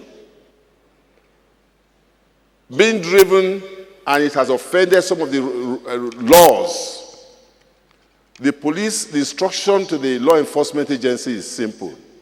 The food you have in there belongs to the people and to Ivory Coast.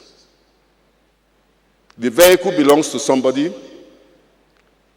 You can arrest the driver, but get him to get the food to where it will not go bad.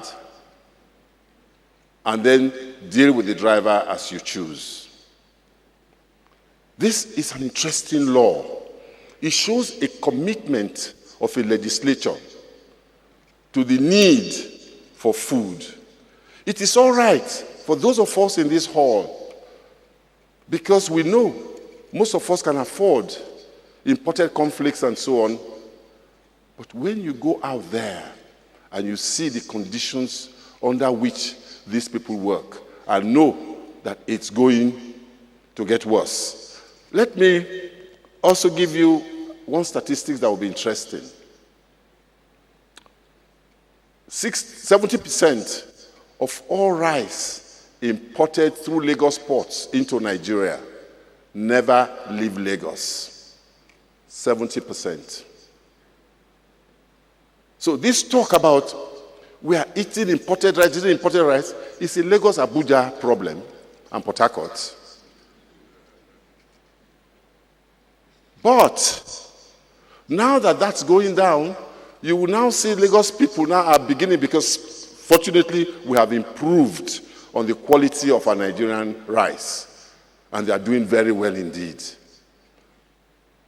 But there is a shortage, and there's going to be a shortage. And we're now faced with a situation where, unless you protect the local industry, the Indonesians, the Malaysians, the Thailand, the Indians of this world, and Vietnam will bring in their rice. As at now, I understand that because it keeps fluctuating, I understand that it's about 70% tariff, that's duty. But what rice do they bring in? The rice that these countries bring in are rice that they don't need in their strategic reserve. Some of them are 10 years old since harvest. Now, even this rice, they sent a letter in about 2 years ago to say they will be reducing the quantity of rice, or 3 years ago, quantity of rice they can export to Nigeria because their own population is rising. Now, talking about population, I don't know, we keep on saying we are 175 or whatever. I understand that from the Federal Office of Statistics, Nigeria produces an average of about 13 to 15 babies every year. Simple arithmetic tells me that our population is rising at a faster rate than we are admitting. And for everybody that is in Nigeria, he or she needs to be fed.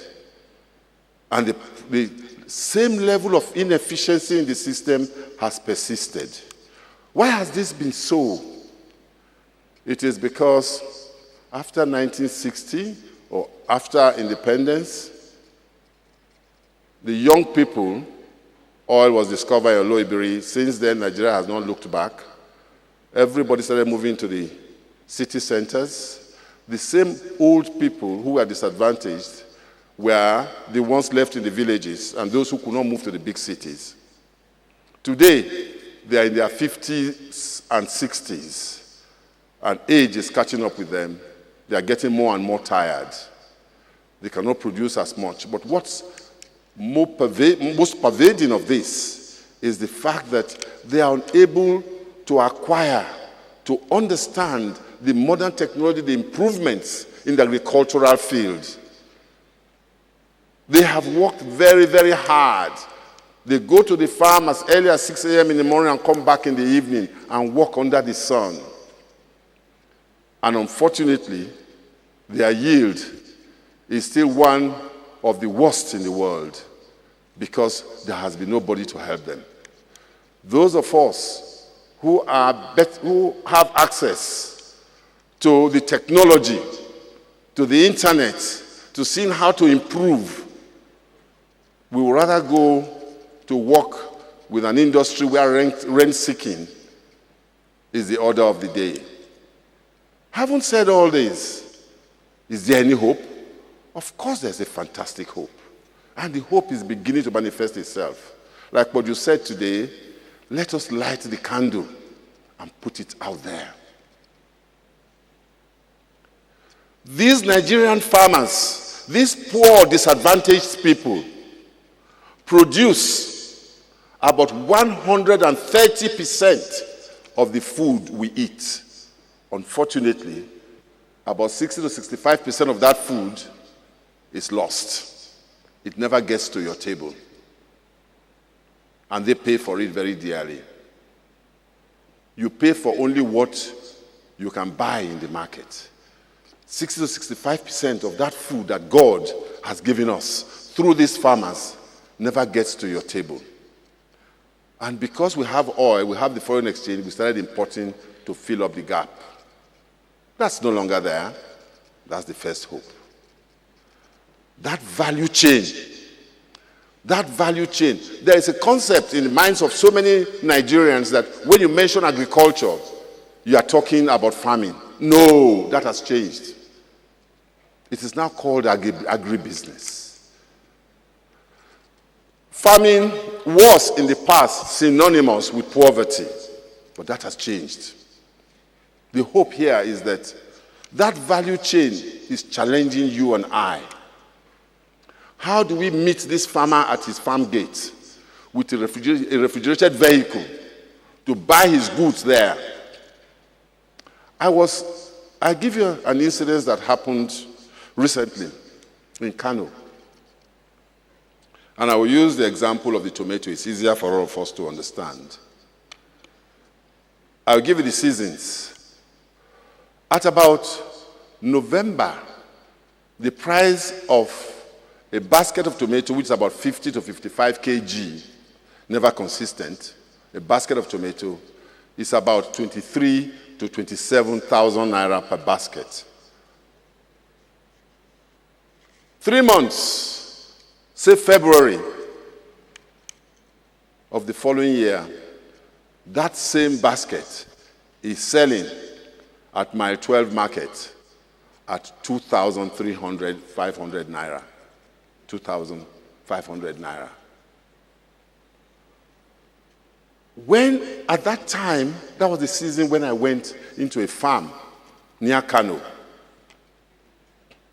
On the gate of the farm, I saw these baskets, these woven baskets. I don't know whether you've seen them before. These woven baskets that they use. Before you can buy tomato from them, you need to buy that basket. Price of the basket, 400 naira. Okay? You buy a basket, 400 naira. You take it in there. The harvesters harvest it for you. How much are you paying for the tomato? 300 naira. Cost of transportation to Lagos, 900 naira.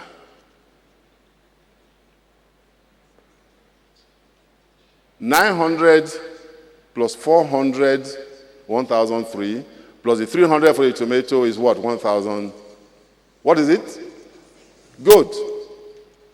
Of the 1,006, how much went to this farmer? That is the question. How can we help? One of the ways to help. And why did the farmer sell it for 300 naira? The reason why he sold it for 300 naira is that it is ripened. You don't stop nature. Unless he sells it quickly, it will rot. So he's under blackmail that the system has created.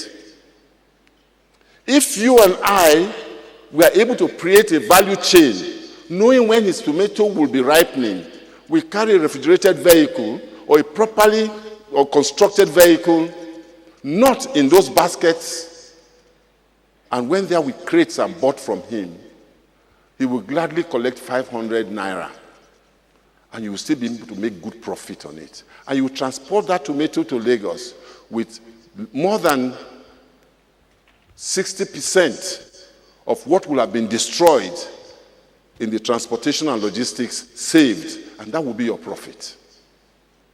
I go back. What are the opportunities that we have in this value chain? In the various markets, you have situations where there's a lot more, excuse me. Okay then. All right. Okay. Yes, please, excuse us. Ladies and gentlemen, just for the sake of our viewers who are watching live at home, we want to say a very big thank you for joining us all through this time. And if you have any questions, there will be an address on your screen that tells you exactly how you can reach us. And we want to thank you very much for joining us in this telecast. God bless you. Thank you. Now, we are faced with the opportunities. Let's go to cassava. Nigeria as a nation is the biggest producer of cassava in the world. Indeed, we Nigerians produce 40% of the cassava produced on this planet. As of today, we export 0%. Indonesia produces 8% of the cassava produced in the world. That means they farm 8%. They export 27% of the world cassava.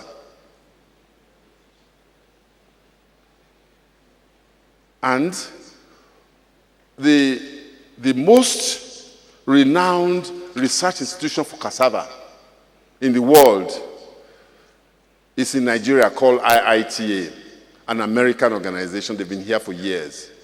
They've moved cassava that was about this size in the 50s and 60s to this size today. But we have never been able to sit down and add value and make them exportable. Those poor farmers, who are your aunties and your uncles and my aunties and my uncles, they cannot go beyond what they do, plant the cassava. In fact, they don't even have the energy to uproot the cassava. The only time that villagers can uproot cassava is when rain has fallen. In the dry season, they find it very difficult, but there are machines for harvesting cassava. They can't afford it. The place is yawning and they're actually begging. The entire agribusiness thing is what people still don't understand. What is agribusiness? Agribusiness this is a new area of economic activity that is looking for people along the value chain. You can be a storing person. You can be a transporter. Most importantly, you can be a semi-processor. To process cassava today, cassava has 54 uses. In actual fact, you get oil, biofuel, and ethanol from cassava. Brazil is one of the biggest producers in the world, but they produce only about 11% or 12% of the world's cassava. Nigeria produces 40%. We don't even have an ethanol plant in Nigeria. Those are challenges. The story of agriculture in Nigeria was a sad story, but it's a great story today. Because I know, and I have the confidence, that once these opportunities are made known to people, the biggest challenge we have is knowledge, not knowing. But we have this storage challenge. The storage challenge, I will lay it out before you in statistics again. In terms of refrigerated space, because refrigeration is one of the best ways of preserving, In terms of refrigerated space, the country with the largest refrigerated space in the world is India, 131 million cubic meters. The second, the United States, 117 million cubic meters. China, 98 million cubic meters.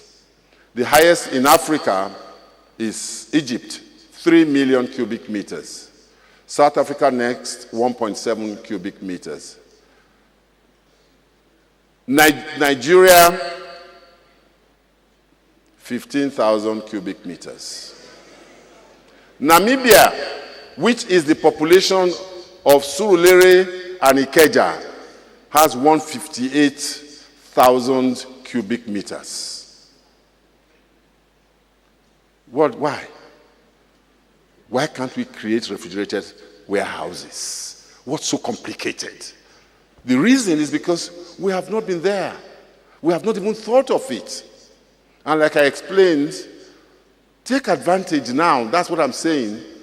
When these banks become fully rehabilitated from this addiction center, they will be looking for who they will assist, and they are beginning to do so. We need to light the candle. We need to make it shine bright. We have another challenge in the rice industry. The challenge is that these various rice farmers are small, and rice can be grown in every local government in Nigeria.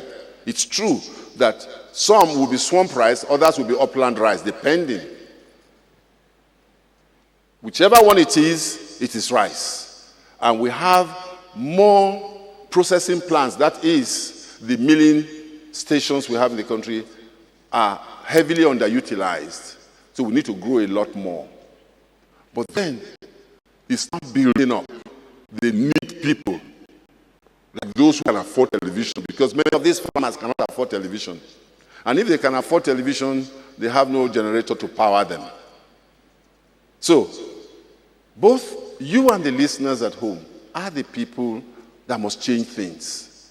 We need to say to ourselves, this country belongs to us. Now, I turn to the state governors. You hear state governors saying they are going abroad to go and bring in investors. Who is fooling who? These various... Yes, it is true. These various investors enjoy the lavish dinner you give to them. But you don't speak their language. A private sector person speaks a language that government does not understand, the same way as we in the private sector don't even understand government. Let the government talk to government and let the private sector talk to the private sector. When you go there, they smile at you, they take photographs and so on for you to take home and put in your newspapers. They then ask, from what we read in the papers, there are a lot of rich Nigerians. Have you spoken to them? And every state has its own. And like was said, there are some people in this country that are richer than local governments as individuals. Why doesn't the governor go and meet them cap in hand too, like they come to Abuja, and say, come and help us? If you can invest here, other people can see you investing and they follow suit. So these governors themselves don't even have a plan into the future. But again, I would rather prefer they stand back. The only problem I have is that blackmail that they normally bring in about land. The current Land Reform Act is wrong. If it cannot be managed properly by government, hand it back to the people. Because right now, after you have gone to the people, you have settled with them, you now go to government. And you remember that in every state, there are about 2 or 3 governments. The one in the government house is different from the officers that you deal with. Those same officers will be the one that will tell people that that man has, that's the area boys. Those people have money. So you deal with 3 governments. You have to pay at every stage. I'm grateful to a number of things that are beginning to evolve. Recently, I heard that Lagos, fortunately, has set up a one-stop shop. And I'm glad that the kind of person who is there that's heading it. Hopefully, sanity will return and other states will do the same. I'm also happy about something. I'm glad that, I don't know who referred to it, I think it was the Vice President who referred to it about Kebbi State, what's happening in Kebbi State. It's one of the most progressive. They have gone into an MOU. In fact, it appears that the Kebbi State governor must have business background. He called Ambode to Kebbi State and they entered into an MOU. So all their farmers just keep growing rice. Lagos guarantees to buy all the paddy rice.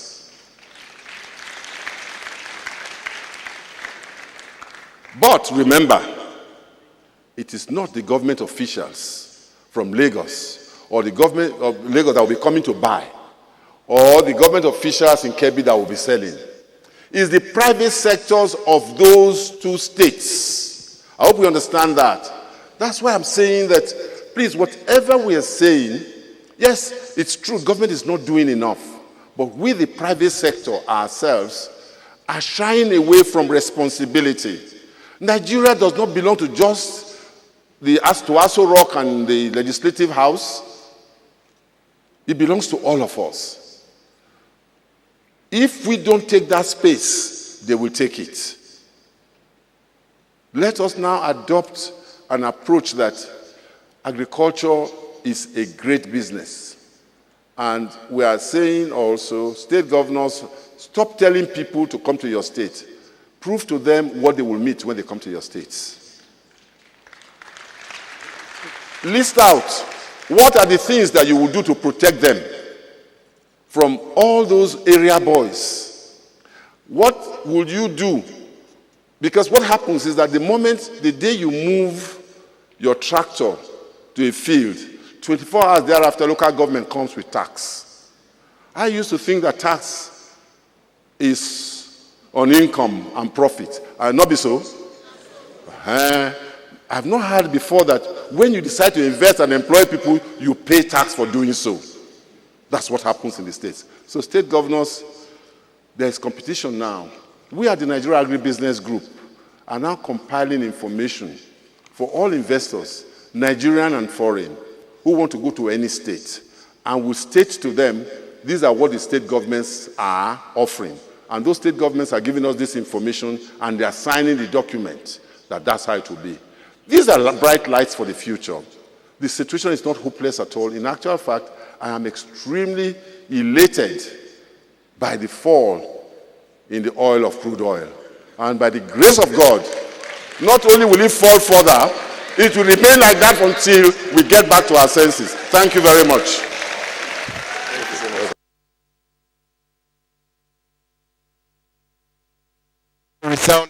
A resounding round of applause for that. Thank you so much for that wonderful message just given to us. And so, ladies and gentlemen, what is in your hands? That is the big question. What is in your hands? And what will you do with it? We want to thank all the speakers on behalf of the convener of the platform ABUJA and the platform Nigeria, Pastor Cojo, and the senior pastor of the Covenant Christian Center. We want to say a very big thank you to each and every one of us for coming. And we look forward to seeing you sometime next year. God bless you.